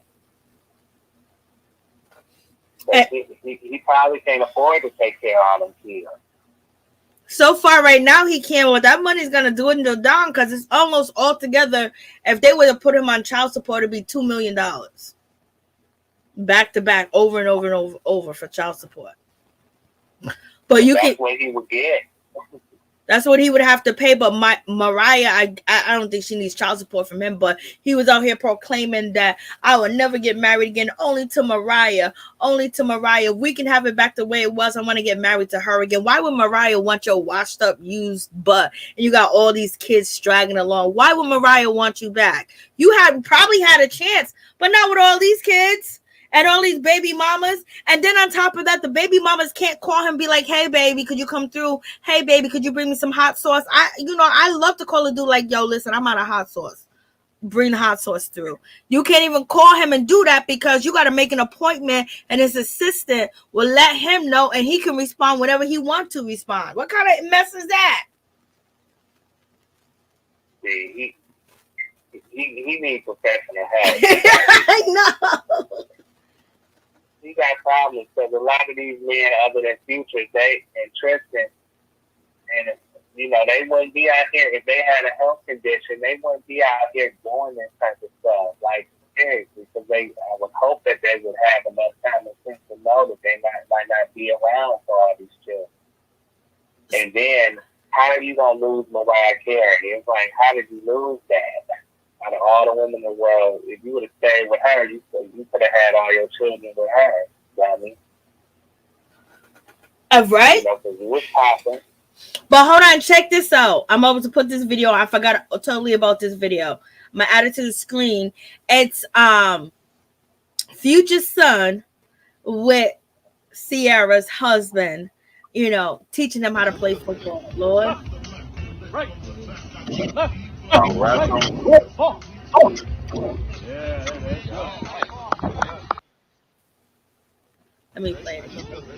Left, right, left, right, ball. Yeah, there you go. So that's cool. Right? So you got Russell Williams, his 8-year-old son, which is Future's father. Basically, he's teaching him how to play football, and he's actually playing with an NFL football. And basically, he says he puts his trophy and he says, "Future is bright." You know what I mean? So basically, Russell Williams took in Future's son and made that his son.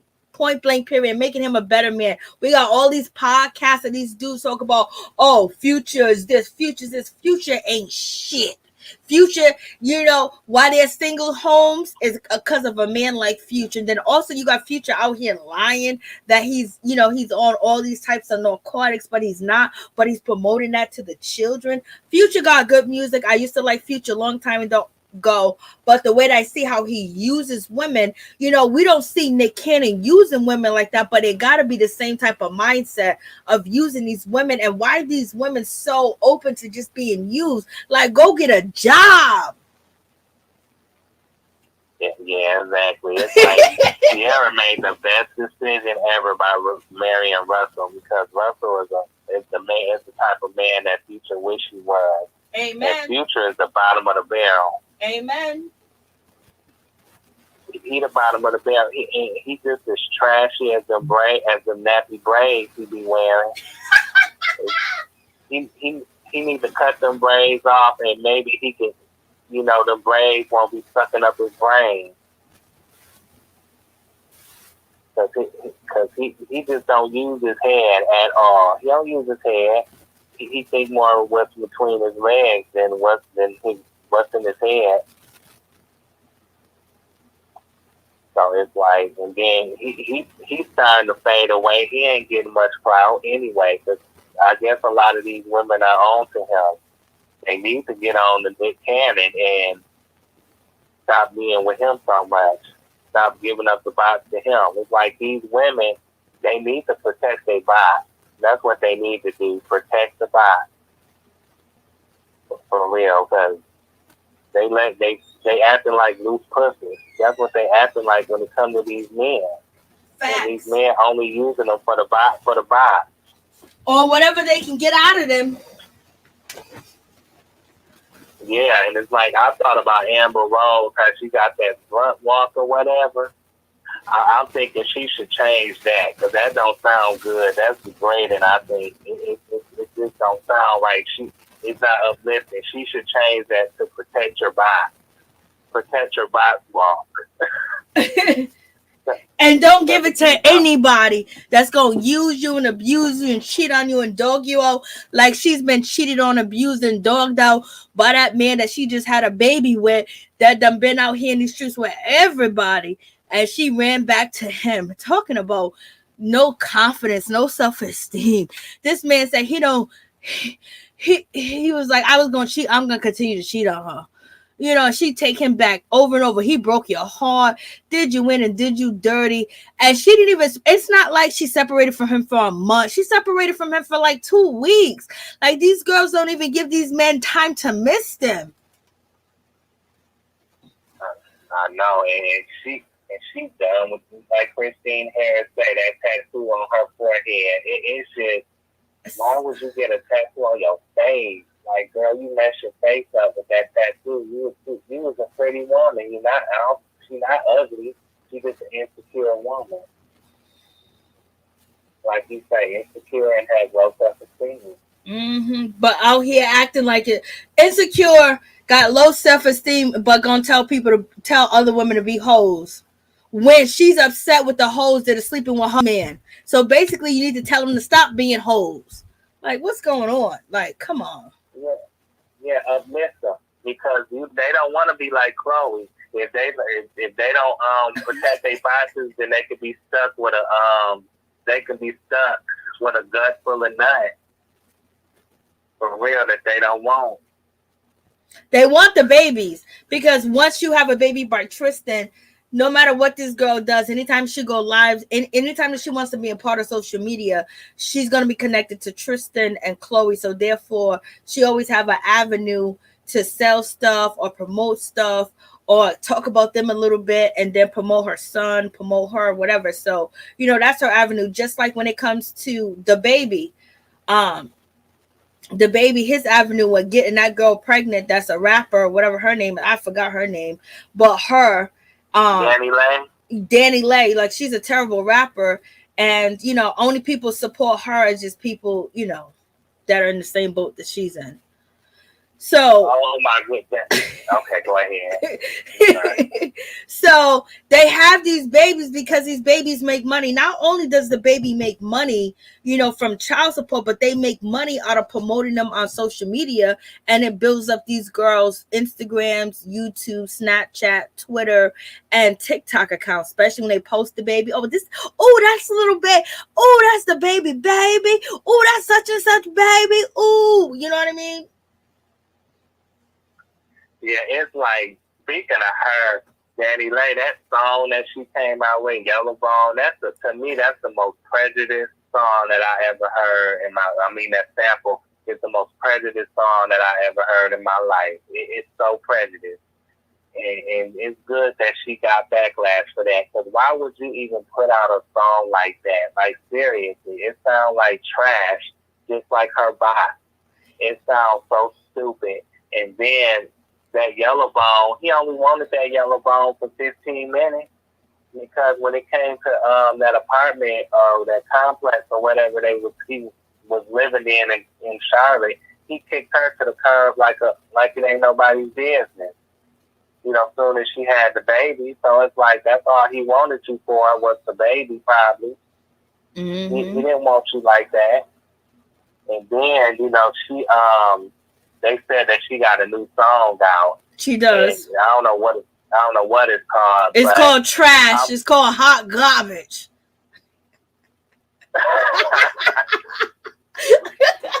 I'm like, she needs to take her mellow yellow, high yellow Mahai, salty and cracker bone self to the studio and get some vocal lessons, because she do not sound right. She cannot sing or rap. She needs some vocal lessons. For real, and some common sense. Yeah. And then And baby, and hold on. When she put that song out, baby, little baby, the baby was basically supporting her, and he was here for all that drama. And then it went south between them two. He was liking his baby mama going back and forth, on him, but he received a lot of backlash with the way he treated her. He dogged her out on Instagram. You know what I mean? When you get dogged out like that on Instagram by somebody that you got a baby with, oh, that hit everybody hard, because that's the worst feeling in the world for a man to do that to you and then put it on Instagram. But he said he was protecting himself, but he was doing way too much. I mean, that was trash of him to even be like that, to even go that route. And he might be a street dude, he might be that ghetto monster, or he might have been taking no L's. But you only can do that to certain females, because certain females are protected out here with real people that is more stronger than your force, and plus God will be on their side. But in any event, he was trash for the way that he acted too. He was trash using that girl against his other baby mamas and having them go back and forth. That was just so trashy of him to even do that. Like, no real man gonna sit there on Instagram and just dog her out. You got witnesses, you got cameras. We didn't need to know. Like, the trash her, throw her out. She just had your baby, fool. And like, how do you treat the mother of your child like that? That's just so grimy. That's some bullshit. Like, oh my God, that couldn't be me. Recorded. It would be gasoline everywhere. Gasoline. Remember that song? Gasolino, gasolino, gasoline. But she deserved that. Oh, terrible.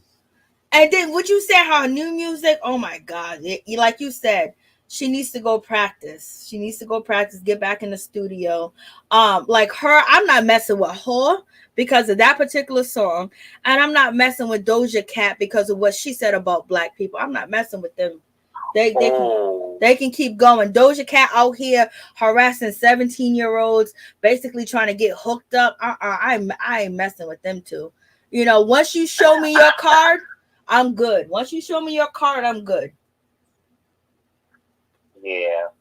And speaking of her, to me, she's every white man's comrade. That's what I think about her.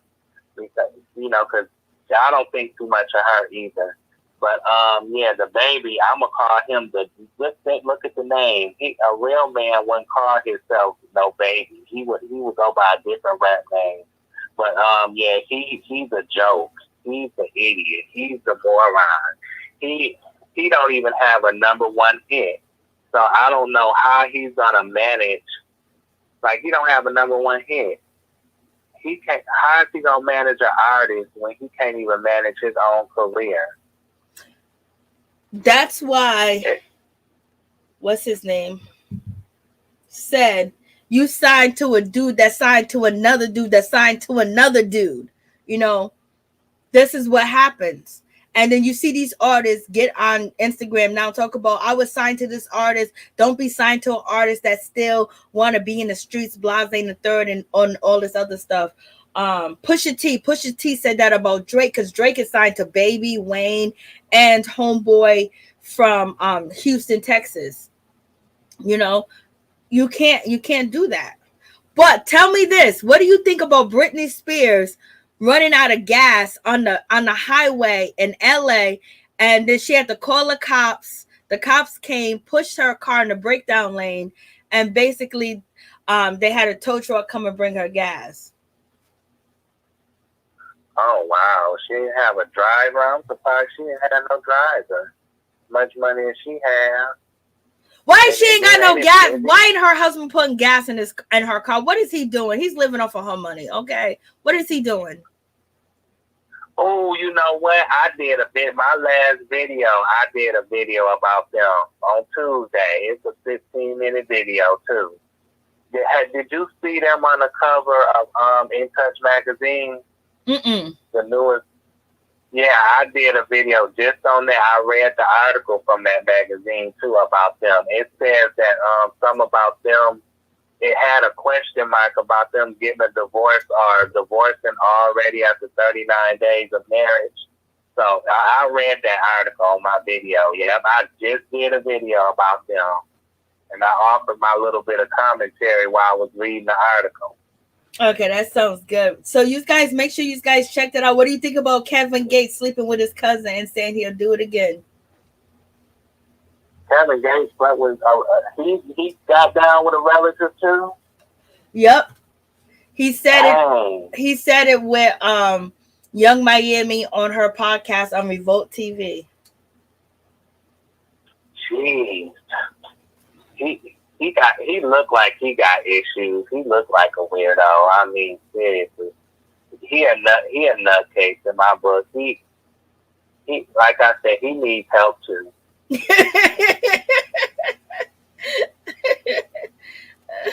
These people, why would you do that with your relatives? Out of this many people in the world, he said it was his third cousin too. He said at first he didn't know, but it was his third cousin. He goes, "Oh, she was removed from me. She was my third cousin." You know how close the third cousin is? She can give you blood. Yeah, how gross. These people. I mean, I could just look at him now, and I'm looking at him now on the screen. It's just like, yeah, you got teardrop tattoos on your face. You look sad. You look sad as that. You look sad as the tears on your face. You do. You look sad. And his wife left him, Draca. She left him for a woman. He wasn't doing it right, obviously. He was out there explaining how freaky deaky he is to Yung Miami, and the way that he was talking to Yung Miami, it was almost like he was trying to get himself into Puffy's bedroom, in my opinion. Yeah, Diddy, Sean Honeycombs is a lot of things, but I don't think he would get down with Kevin. Look at Ice Princess. Why are they pushing all this, debauchery on us? I mean, it was just so disgusting. It was so nasty. Like, don't you got something else to share? And then Yung Miami was like, oh, yeah, yeah. Oh. Like she already doing that. Like, Puffy done turned her out, in my opinion. He done turned her out.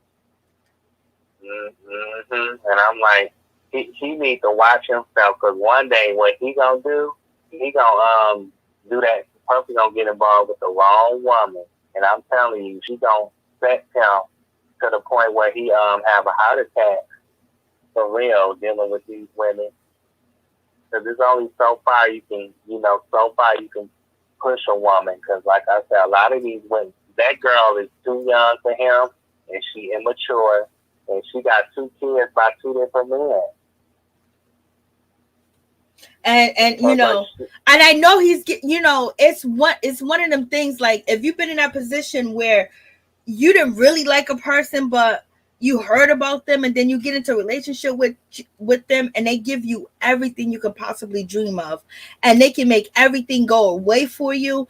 I'm telling you, you're gonna fall in love with them, because I've been in that situation where someone had everything, anything, any problem. If I had a court situation, any problem in life I had, they were able to solve that problem easily because they had all the connections and all the money. And when someone comes into your life like that, you don't see none of the other stuff. But he was nothing like Puffy. Like, he don't be doing that stuff that Puffy. But Puffy has just about everybody that worked with Puffy has complained about not getting paid. Only one person hasn't complained, and that's French Montana. French Montana is the only artist of Puffy that's never complained about his money. Everybody else complained about, from Shine to Let's Make a Band to Danny the King to, who else? 112. Why Mary J. Blige ain't with him no more. Jodeci, Little Kim, Faith Evans. They all left because they was getting played. And then you got Making a Band people talking about how Puffy took from them. You have Mace. Mace did like 5 hours, 4 months ago on all the things that Puffy did to him. You had Styles P. You had, that whole, you had them coming out to get their masters from him. Craig Mack ran to another cult to get away from Puffy. You know what I mean? Biggie Smalls' mother, Biggie Smalls' daughter, you know, basically talked about that they don't see any money from Puff. You know what I mean? And so, you know, Miami, she's young, and the doors that he's opening up for her are huge doors that wouldn't open up for her, that she has opened up for her. So as long as she keeps her mind, as long as she don't go crazy, as long as she don't, you know, I don't know, she has some protection on her, she should be fine if she knows, if she's being guided at the same time. But at the same time, these contracts that she's signing with Revolt TV, I know she's getting the short end of the stick, because no one ever wins when they sign with Puffy, allegedly. Yeah, that you know, French Montana, I heard he wasn't, he ain't nothing. He ain't nobody special either. And you know, he probably, you know, I heard that Diddy allegedly have gotten down with men too. That's been a talk since Superhead, you know, and Exhibit and Superhead did a video, and Exhibit was talking about, you know, some situations with Puffy that he went with Superhead with, and they seen some things, and Exhibit was like, I'm out. And then you had, what's his name, Fabulous, the Mr. Abuser guy, allegedly, you know, basically was on Drink Champs, and Puffy was like, when you gonna party with me, Fabulous? When you gonna party with me, he was like, I am partying with you, I have party with you. He goes, no, party with me like that. You know what I mean? And everybody looked uncomfortable on Drink Champs. Okay, everybody looked uncomfortable. But like I said, like you know, Rashida Lieber said, there's nothing wrong with being bisexual, but be honest about it. Yeah, I mean, it seemed like he want to keep that a secret. He don't want to come out. I mean, he got all the money. He's close to a billionaire. Yep. So it's like, come out, people will respect you. Like Christina Harris said, he took them to, yeah, he did take them to that club. Yep. And then I just recently seen Superhead out here wilding. Superhead was out here talking crazy about black women. Like, girl, come on. Like I got your book. Like, there's no way that I would experience the things that you experience, and you had nothing to show for it. Okay, girl.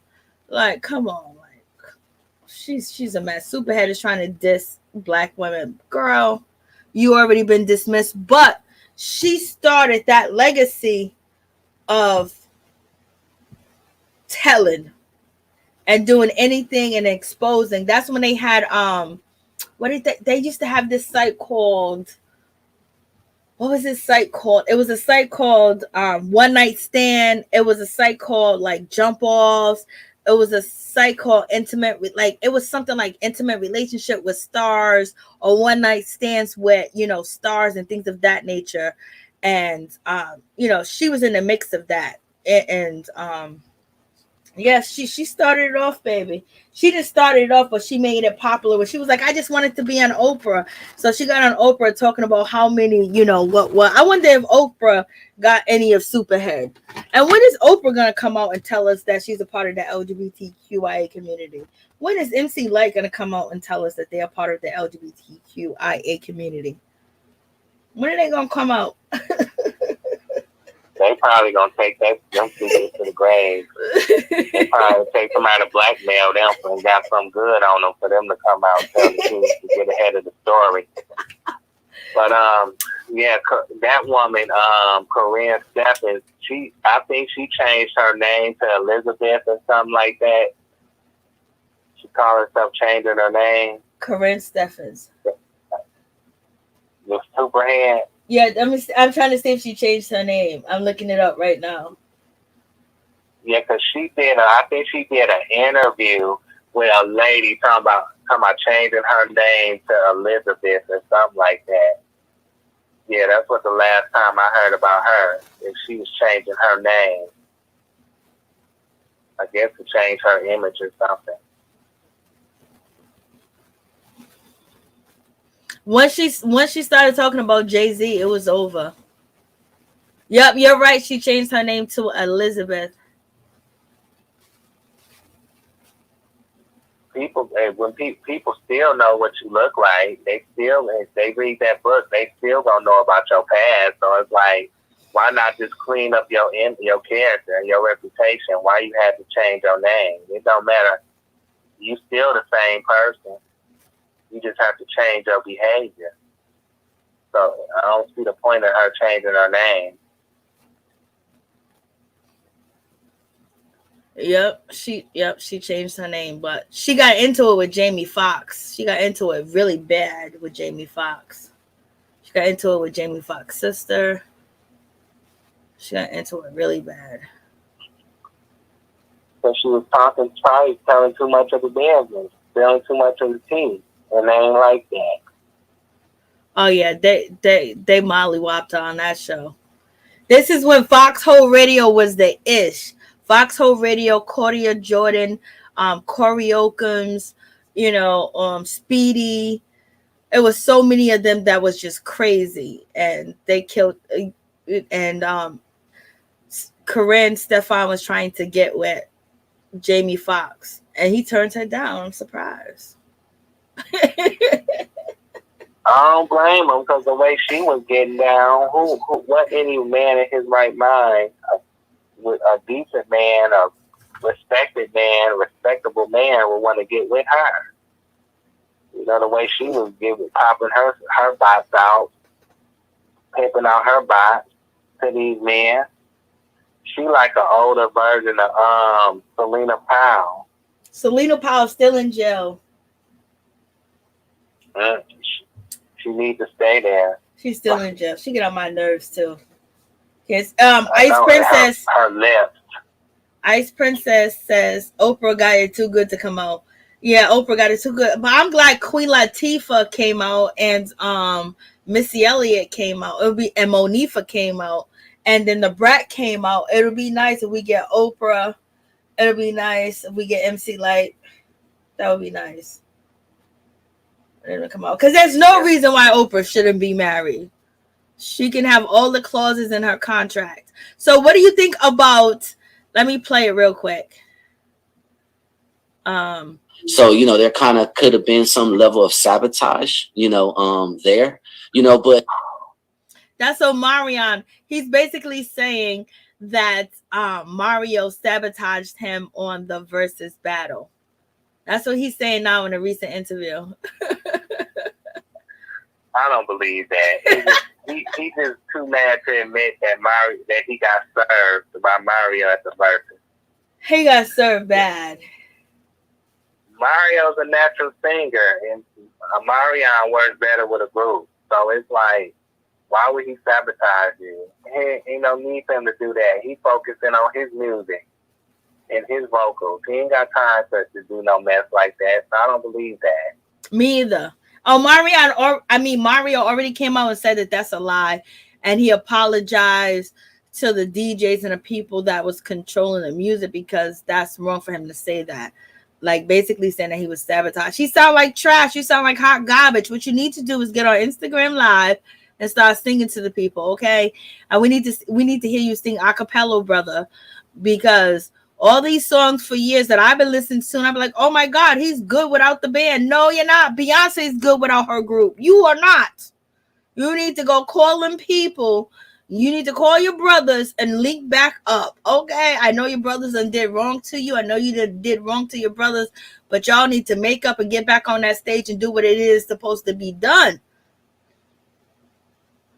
Yeah, after that documentary, we might see that he's supposed to put out. I think he's supposed to be putting out a documentary about what happened on this past tour that he was with them in 2019 or something like that. After that, I don't know if there's any coming back from that. Depends on what we see. But yeah, I want to know what the three band members, the J Bug, Raz No Dazzle, and Fizzle Pop, I want them to serve us an album without Omarion, and I want to see how they sound. Oh, I know. Who was it? J Bug said that you know, there was some songs that he was supposed to see lead to, but people were saying, oh no, you can't sing lead. And he wasn't really comfortable in his voice. But he said after he heard Omarion, you know, he should have been comfortable in his voice because he can actually sing better than Omarion. That's what he said. And he probably does. And that group, I love B2K. And I was an adult when B2K, you know, music was hitting and knocking and everything. But I always wanted them to stay as a group because they was like the last biggest group that was out here, and the way that they separated was just like god awful. And I think a lot of them have gotten over a lot of things that they have went through, and they just want to make that bag. But Omarion has been stopping them from making that bag because, you know, Fizz slept with April, and then, you know, Omarion's other girlfriend, you know, somebody slept with or whatever. So Omarion's packing all the way to the top, but it seems like the women like to dip with his band members, you know. And Omarion's sexy. And Omarion even got, you know, what do you call it? You know, when he got circumcised for April, you know, and she still left him. But April, she was for the streets in the beginning. But looking at Omarion now and the way that he's trying to prove this and how he's trying to say everybody else is wrong, his vocals is okay, he was sabotaged, people are hating because they're jealous and all this other stuff, it makes you think that, you know, he was an asshole to her. And that's why she went with Fizz. And right now, you know, she's with that top actor, you know. So, you know, we all dogged, well, at least I did. I dogged out April, like, April, you messed up, blah, blah, blah. But seeing all this, you know, sometimes the truth come to light. And the way that he's acting, the way he can't take it, I can only imagine having an argument with him where he thinks he's right and he's not right, but he's going to basically try to convince you that you are wrong and you don't know what you're talking about. He can't see no other way but his way. So now I'm kind of seeing why April Jones, you know, was for the streets and why she was fighting him so much on Love and Hip Hop, you know, because he was probably really trying to dim her light, like he was all this and all that. And she probably heard his vocals and knew he couldn't sing either. Lord. Yeah. And speaking of the street, Fizz was part of the street. You know, since she for the streets, Fizz was in the streets waiting for her. I know. Like, how can you go from Omarion? How can you downgrade from him to sleep and be with the background mediocre rapper? You know, how can you go from the star, the lead singer, to the mediocre rapper? That's downgrading. You know, so. But yeah, April Jones, she, like you say, she's a pass around. She definitely fumbled the bag with Dr. Dre. I know. You know, she ain't had no business with him in the first place, but she could have been what Carisha, you know, well, Carisha probably not, like you said, she probably not going to win in the end when it comes to Diddy anyway. She's winning because I think she's going to win because P. Diddy's opened her and exposing her to so many different audience. That's number one. And I think he's going to try to make her a crossover, you know, iconic. And that's possible, but she just has to put up with everything that he wants. She has to stroke his ego. She's going to have to watch him do whatever he does, whatever he tells her to do. He's going to get her there. You know, sometimes like you pull yourself up for the bootstring, and sometimes when you black, you can't get there. You know what I mean? No matter what, you know, there's a miracle that happens and blah, blah, blah. If somebody don't steal it and take it from you and claim it's theirs, you know, that's bigger, more powerful to you. So she has that protection. As long as she keep that man happy, as long as she acts like she's happy and content with him, he's going to take her to the skies, because this is his new this is his new it girl. Like, you know, he had, remember Dawn from Danity Kane? She was running around. She changed her nose. She changed her cheeks. She changed everything to be with Diddy. Then he just dumped her. We haven't seen her since. I know. It's like, she's a beautiful girl, you know, talented girl. I think she was the most talented out of Danity Kane, and he just messed her up. He totally messed her up. I wish I could talk to Dawn, but Dawn can't say nothing. I think Dawn should speak. I don't know if she's gonna get another shot. You know what I mean? Like, you know, sometimes these shots you don't get them all the time. And Dawn from Danity Kane, you know, she was on the Breakfast Club, and she was talking about how good P. Diddy was. Her and P. Diddy had the song. She changed all this. She looked totally different. And she was so happy. She was like 90 pounds at one point in time. And then all of a sudden he just dropped her. And then we haven't heard from P. Diddy for a while. And then he worked with French Montana. Then boom, now he's with Yung Miami. Miami, his new it thing. So he's sucking from her as she's sucking from him. And it's just spirits at this point. But Yung Miami, she is from Florida. So her people might know what to do. Yeah, that's good. That is, and April Jones, you know, Tay Biz, he might be going through a midlife crisis or something like that. He ain't the same Tay Biz that was from the 90s. And also, you know, so that's probably why he with April Jones. Maybe she's trying to make him feel good, feel better about himself, boost up his confidence. Because it's like, why he messing around with her? Because she's young and she's beautiful, and she probably gonna hold his secrets. He probably can be open with her, and plus they're making mad money off of Instagram. They're making mad money off of TikTok, and then he's doing interviews and they're asking him about April Jones. So I don't know what his sexual orientation is or whatever the case may be, but they're doing good. This is the best relationship or friendship that's publicly April been in that doesn't seem abusive, that doesn't seem like she's strung out or whatever. I don't know if they're doing any of that, but they seem to be very coherent. They seem to be very clear-minded. I think they're doing a lot for each other at this time, because she's making him hot and he's making her hot too, because he's a legend in the streets. And then she somewhat she got a name out here because she messed with top dudes. She was with Dr. Dre. She fumbled that bag, but probably good, because she would be all bruised up. You know, she did it. She would have black eyes some days, you know? Yeah. I guess April and Tay, they got their groove back, and they gonna tell the story of how they both got their groove back, like the movie Stella. They're handling business, but who knows where it's gonna lead to. But in any event, this is somebody she's making money with. A lot of these dudes didn't want to make money with her like that. She was on a reality TV show with Omarion.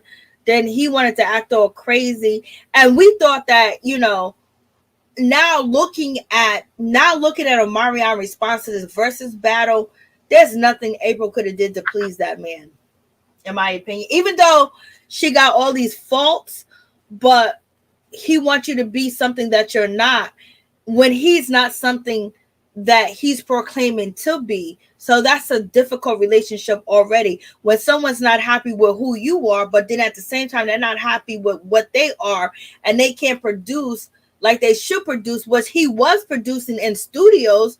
You know, seeing him live, like seeing him on the verses was, you know, oh God, help me, Jesus.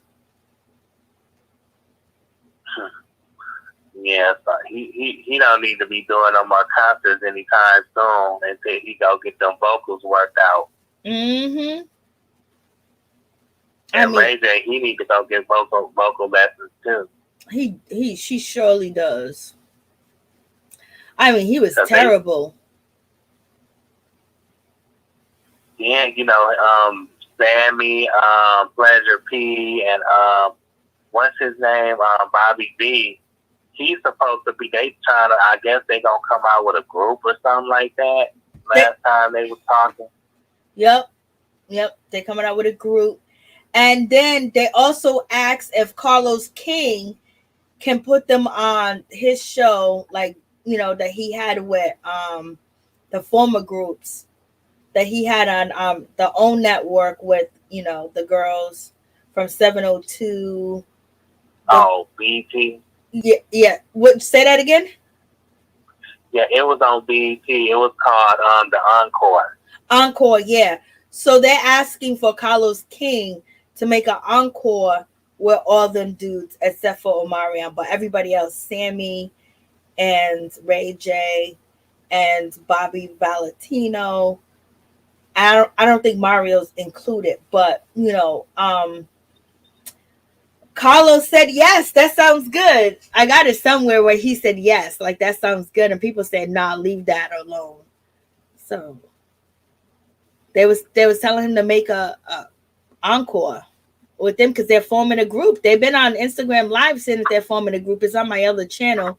If you guys want to check that out, it's on my other channel. But I'm trying to find this video. What do you think about your boy? I'm saying your boy. I'm only saying your boy just to say your boy. Because at home, when I say, oh, your boy, they be like, yo, don't be saying that's my boy. That ain't my mother effing boy. That's what they say to me at home. I don't care. It don't matter. Okay, because I'm not, they take it a whole, they be like, what? That ain't my boy. What the, what's his name? Orlando Brown making these claims about Bow Wow. Be outing people at all. He need to talk about his own.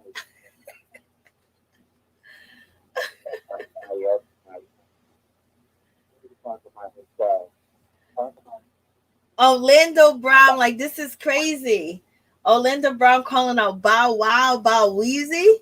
Like, Lord have mercy. Calling out Bow Weezy, basically saying Bow Weezy, Bow Wow got that good. I was like, OMG. And when it comes to Orlando Brown, he's calling out so many different people, and he's calling out so many different, people that's crazy. I know they better hope that they don't get mad and try to shut him up. Like they did to a lot of. He talking too much. Didn't they do that to a lot of the ones that were speaking on what's his name? Tom. What is his name?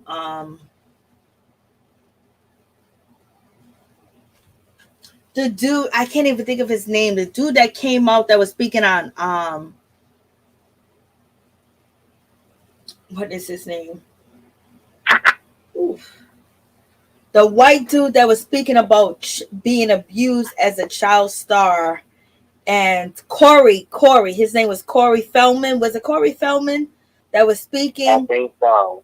And he was talking about, all these stars and things of that nature. This is what Orlando Brown is actually doing.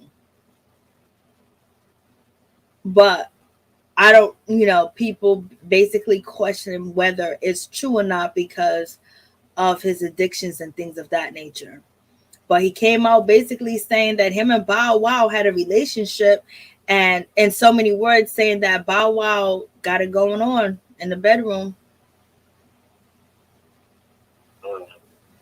Yeah. He did an interview with T. Kang recently. He's been everywhere, really. Last time I seen him, he had blue hair on his head. I'm like, he's a sideshow freak to me. He's a nutcase. He's a lunatic. So you don't believe his stories are true? I mean, they could be, but they definitely could be. I'm not saying that they're not. They could be, but he needs to stop talking too much about outing people. You don't need to out somebody. You know, he got bags all under his eyes. But then again, I thought he had a coming to Jesus moment when he saw himself changing. He was talking about his woman or something like that. He had a woman in church with him or something like that.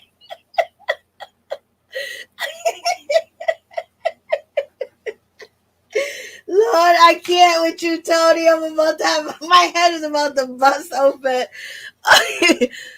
Because, you know, a lot of people believe what Orlando Brown is saying. They believe everything about Will Smith. They believe everything about what he said about Nick Cannon, because Nick Cannon, you know, the dressing, because Nick Cannon's, what Kel Mitchell, basically ex-wife, said that she came home one night and Nick Cannon was dressed in a cheerleading outfit doing cheers in a whole full costume because Kel Mitchell cheated on her and she felt a certain type of way. Then you have Orlando Brown basically saying Nick Cannon gave him dome. And then after that situation, you know, Orlando Brown basically said that Will Smith and him were, you know, involved, but he was too old to basically he was too young to give consent. And he said that Will Smith was violent. And then we have Will Smith smacking Chris Rock. And then we have the situation where he said he was with Raven and Raven was pregnant by him and blah, blah, blah. Raven said on her YouTube channel that, you know, she was in love and she was in a relationship from the ages of 13 to like 20, and it was the time that she was on the show. Some people believe she's talking about Orlando Brown, but someone said to me that she might have been talking about the female co-star, because, you know, when it comes to Raven, she's married to a Caucasian woman, you know what I mean? So, you know, you got a whole lot going on over there. So you think he's telling any truth? I'm surprised he didn't say anything about Jamie Foxx. He didn't say anything about Jamie Foxx. So basically he has targeted, you know, Nick Cannon and Bow Wow. He basically came out here and said Bow Wow is the best he ever had. And Bow Wow said, you better keep my name out your mouth. And that's a lie. And this dude is on drugs. He needs help. So none of us in Hollywood, none of us people pay him any mind because we know he's sick. That's what Bow said recently. Yeah, like I mean, you know, I'm not gonna doubt what he's saying, but he still should, you know, he shouldn't be out nobody. Yeah, I don't doubt him. I don't doubt it. I'm not surprised, you know, because they say a lot about them Disney kids, you know, how that grew up, you know, working for Disney. Yep. You know, how they could be messed up by the industry. So I'm not surprised.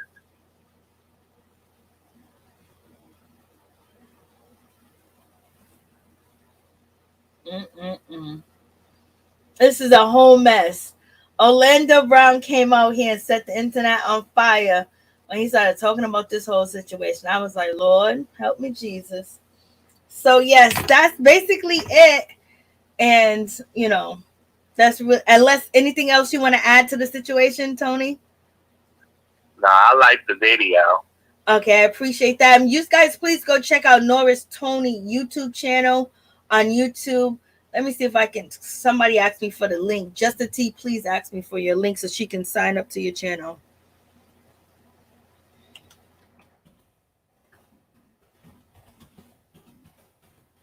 So how's your weekend going? What do you plan? You're not working this weekend?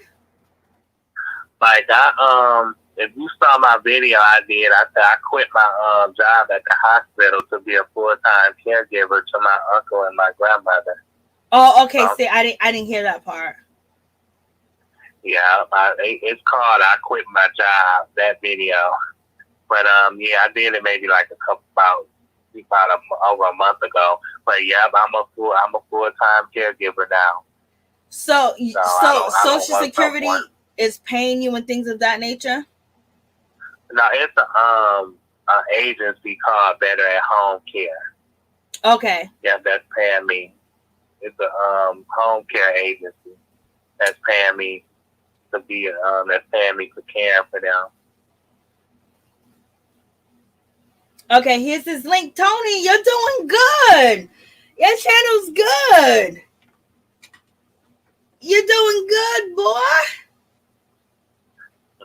Oh, I'm liking this. You're doing, oh my God, look at Tony. Tony. Like, people don't know how far we go back, right? Nah, they don't. They don't know. I But ain't had that many subscribers at all. yes. Look at you. He's doing good. LaPrice is there. You know, you got Jane B there. You have, what's her name? She's there too. Like, they're supporting you for real, for real. That's so good. I'm so happy. I'm still subscribed to your channel. I'll show you right now. Let me see. Yeah, because I know you used to share my videos. I know. Let me see. See, there you go, right there. See, I'm subscribed. Did I hit the bell? Let me hit the bell. Oh, yeah, I got it all. It's all. So there you go. No, you don't know. The numbers that you're doing right now and in about a month or two is going to triple. That's how it always goes. You just keep staying consistent. And plus, when you go onto huge platforms, you know, and if they shout your channel out, they shout you out, that's even better. You know, Storm and Rose good, Tasha K's good. All the people that you're involved with, you know, they're huge and they seen your face. So that's a lot of your, you know, support is coming from there. But I do see people from Peep Squad on your channel commenting. You know what I mean? So it's just like, you know, that's good for you. You deserve that as well. And plus, you know, you can actually have another channel on the side to basically talk about how it is to be a caregiver, you know, how it is to take care of your family, because a lot of people are going through that. A lot of people are not going through that, but also people that pay people to do it, because at one point in time in my life, I had my own company. It was called Total Care, blah, blah, blah. And, you know, people would contract me. They still try to call me and contract me to work with family members. And they, so if the money's good, I'll come through. Oh, if I'm really close to you, I'll come through. But there's that was my business. Like, I would go and I would do hospice care. I got my license, I got everything, and I had my own business. I had like maybe 8 girls working for me, you know, and but when Social Security changed with the paying the people in 2010, that kind of like, you know, shook it up a little bit. But then people was like, we're going to pay cash. And so I moved on from that because it sucked out a lot of energy from going from one house to the next house. And I had to give them the total care. And people would hear about my services, you know what I mean? And they would come contract me. You know, I was making like maybe $300 to $400 an hour as far as working with people's families. Sometimes they would contract me for all day long, but a lot of the money ran out. A lot of people moved from where I'm at to Florida. A lot of people moved places to like Maine because it was cheaper and the taxes, you know, just went up. But, you know, sometimes I still go back and I go back into being, you know, back into total care. And if you contract me, it all depends on who contracts me or who calls me. But because I was working with the elite in my state and things of that nature, and then there was some people I was doing it for free that was poor, but the care that I was given was like care that, you know, people was just like shocked. And I can't tell you what kind of care I was given, but I was given the best care that, you know, is better than medicine. That's why they was paying me. I was getting paid $300 to $400 an hour. A lot of them died, you know what I mean? And then when other family members came sick, they would contact me. So now I'm recently hearing that people are looking for me, you know, but it takes a lot of energy because of the care I'm giving them. It's just like, it's really powerful care, especially when it comes to, you know, different things, because I'm very spiritual. I'm very into God. I'm very into just, you know, Mother Nature, Mother Earth, and I can make sick people feel good, like they're not sick anymore. And that's something that, you know, happened over a while as me growing up down south, as me growing up in California, as me growing up north with different aunties, and my grandmother and other people, my family taught me different things of how to care and how to nurture. To care and nurture from people that, you know, with just like air, but smoothing like a breeze to heal, and help with pain. Sometimes medicine can't help with. So that takes a lot of energy. So that's why I was getting paid a lot of money. And the people would call me. Sometimes I wouldn't come home for like 2 months. Oh wow. Yeah, you deserve it. You definitely deserve it. It was crazy stuff. Like I was experimenting too, a lot of different things, but it was just like all the recipes that I have learned over a lifetime from the elders about caring and nurture, because I watched a lot of people don't get to see the care and the nurture that comes from a lot of people that have experience and how to deal with sickness, how to deal with illness, how to deal with death, and basically actually sending people over to as well. So that was another specialty, sending people over, to God in the most relaxing, comfortable, healing way that you can. And then also having a family at ease, because, doing that care, like the mindset that you see me in on YouTube and me talking, is a whole totally different person, totally different mindset. Yeah. But what you're doing is like, it's even more when you have your grandmother and your uncle. That's like, people don't have that today. They don't even know what that is. Yeah, my grandmother, she just turned 92 last weekend. I know you told me that. I was like, oh my God, that means that you should live a long life. 92, you got some years to live, baby. 92? Yeah, my uncle's 69. Thank God that you were there. Thank God, because some of these places that people put there, people don't have time to take care of. And then some people can afford to, get the best care. And then even if there was a few Supreme Court judges that had their, loved ones and like nursing home facilities, but it was like almost assisted living, where they would have their own apartments. Like if you watch Sopranos, you would see Tony put his mother into this nursing home where she had her own room, her own space. So when some of the Supreme Court judges had their, loved ones in these places, as far as their mothers and things of that nature, they contracted me to be there with them. It's a lot of people. It's a lot of people I worked for. And it helped put my kids through college, baby, and graduate. Doing that work, but that work takes a lot out of you, and you really have to be pure when you're dealing with this. There's no attitude. There's no like, woe is me. There's no problem. I'm going through everything. Everything erases when you deal with these clients. That's how I was, and that's how I taught all my girls to be.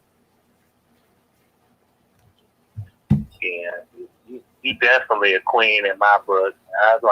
That's one reason why I call you a queen bee. And plus, you got the personality. I think you got the personality for it, and you well mannered and you well groomed.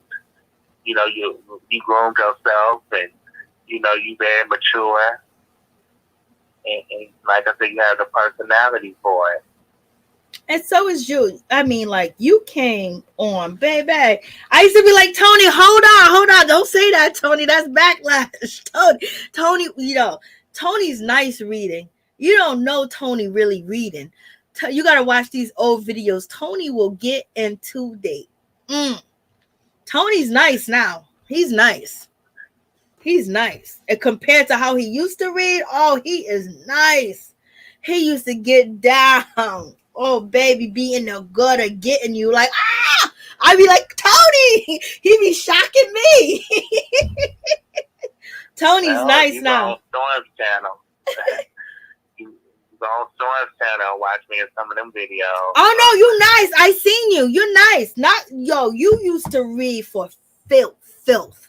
When I say filth, I used to be like, this going to be backlash. Sometimes I would interrupt because your reading was crazy. That's why I would interrupt, because it was crazy. I was like, yo, I don't want this. I don't want him to feel any backlash or anything like that. His reading is crazy. I mean, he used to read, down to the ground. He reads down to the ground now, but he reads nicely and gently to the ground now.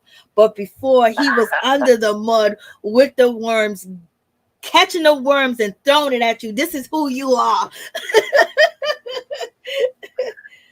Lord. Yeah, well, I watched that lawsuit situation. I know about that lawsuit situation with TK and Cardi, and I'm just like, ugh, that made me think about what you, like you said, like you used to tell me to stop, because people can try to sue you.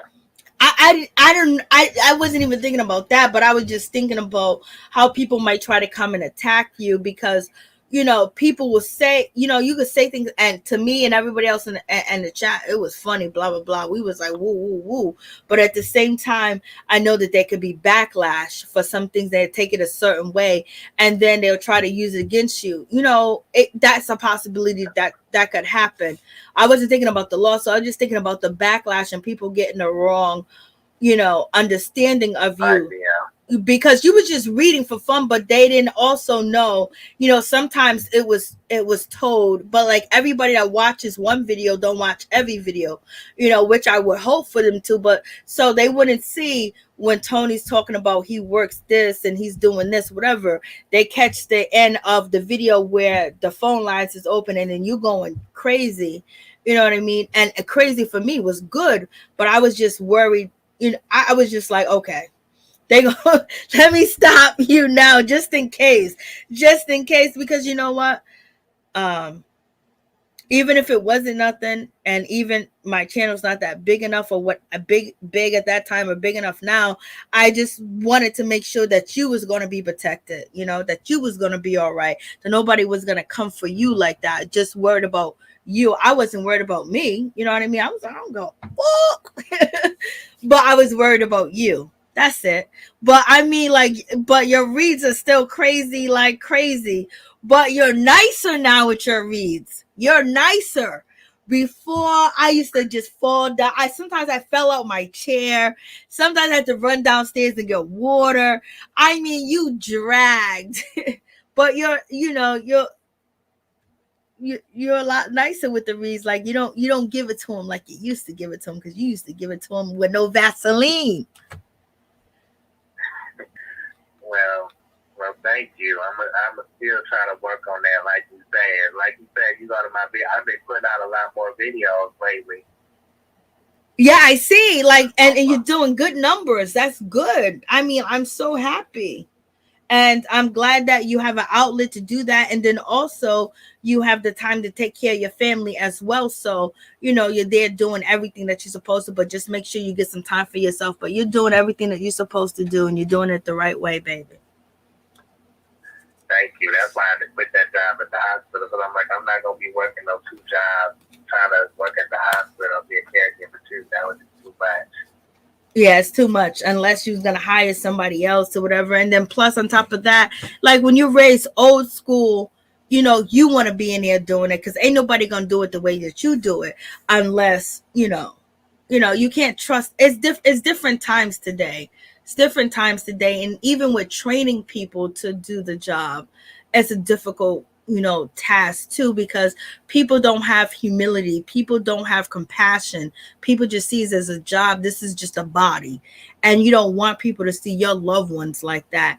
And that was the difference between me and everybody else. Like if I felt like you wasn't taking it serious, like I wanted to see that compassion, I wanted to see this, I wanted to see that, you couldn't work for me, because there was an understanding of the care that people were paying me for. And the reason why they was paying me as much money they was paying me, because they know that they could not get it nowhere else. They couldn't even get it from their self. They couldn't even get it from their family members, wouldn't care as much as I cared. And so therefore, them paying me as much money as they did, they knew that they could golf, they can swim, they can go to every country and know that their relative was in best hands and nothing bad was going to happen to them. And the compassion I had, they didn't even have that compassion for their loved ones.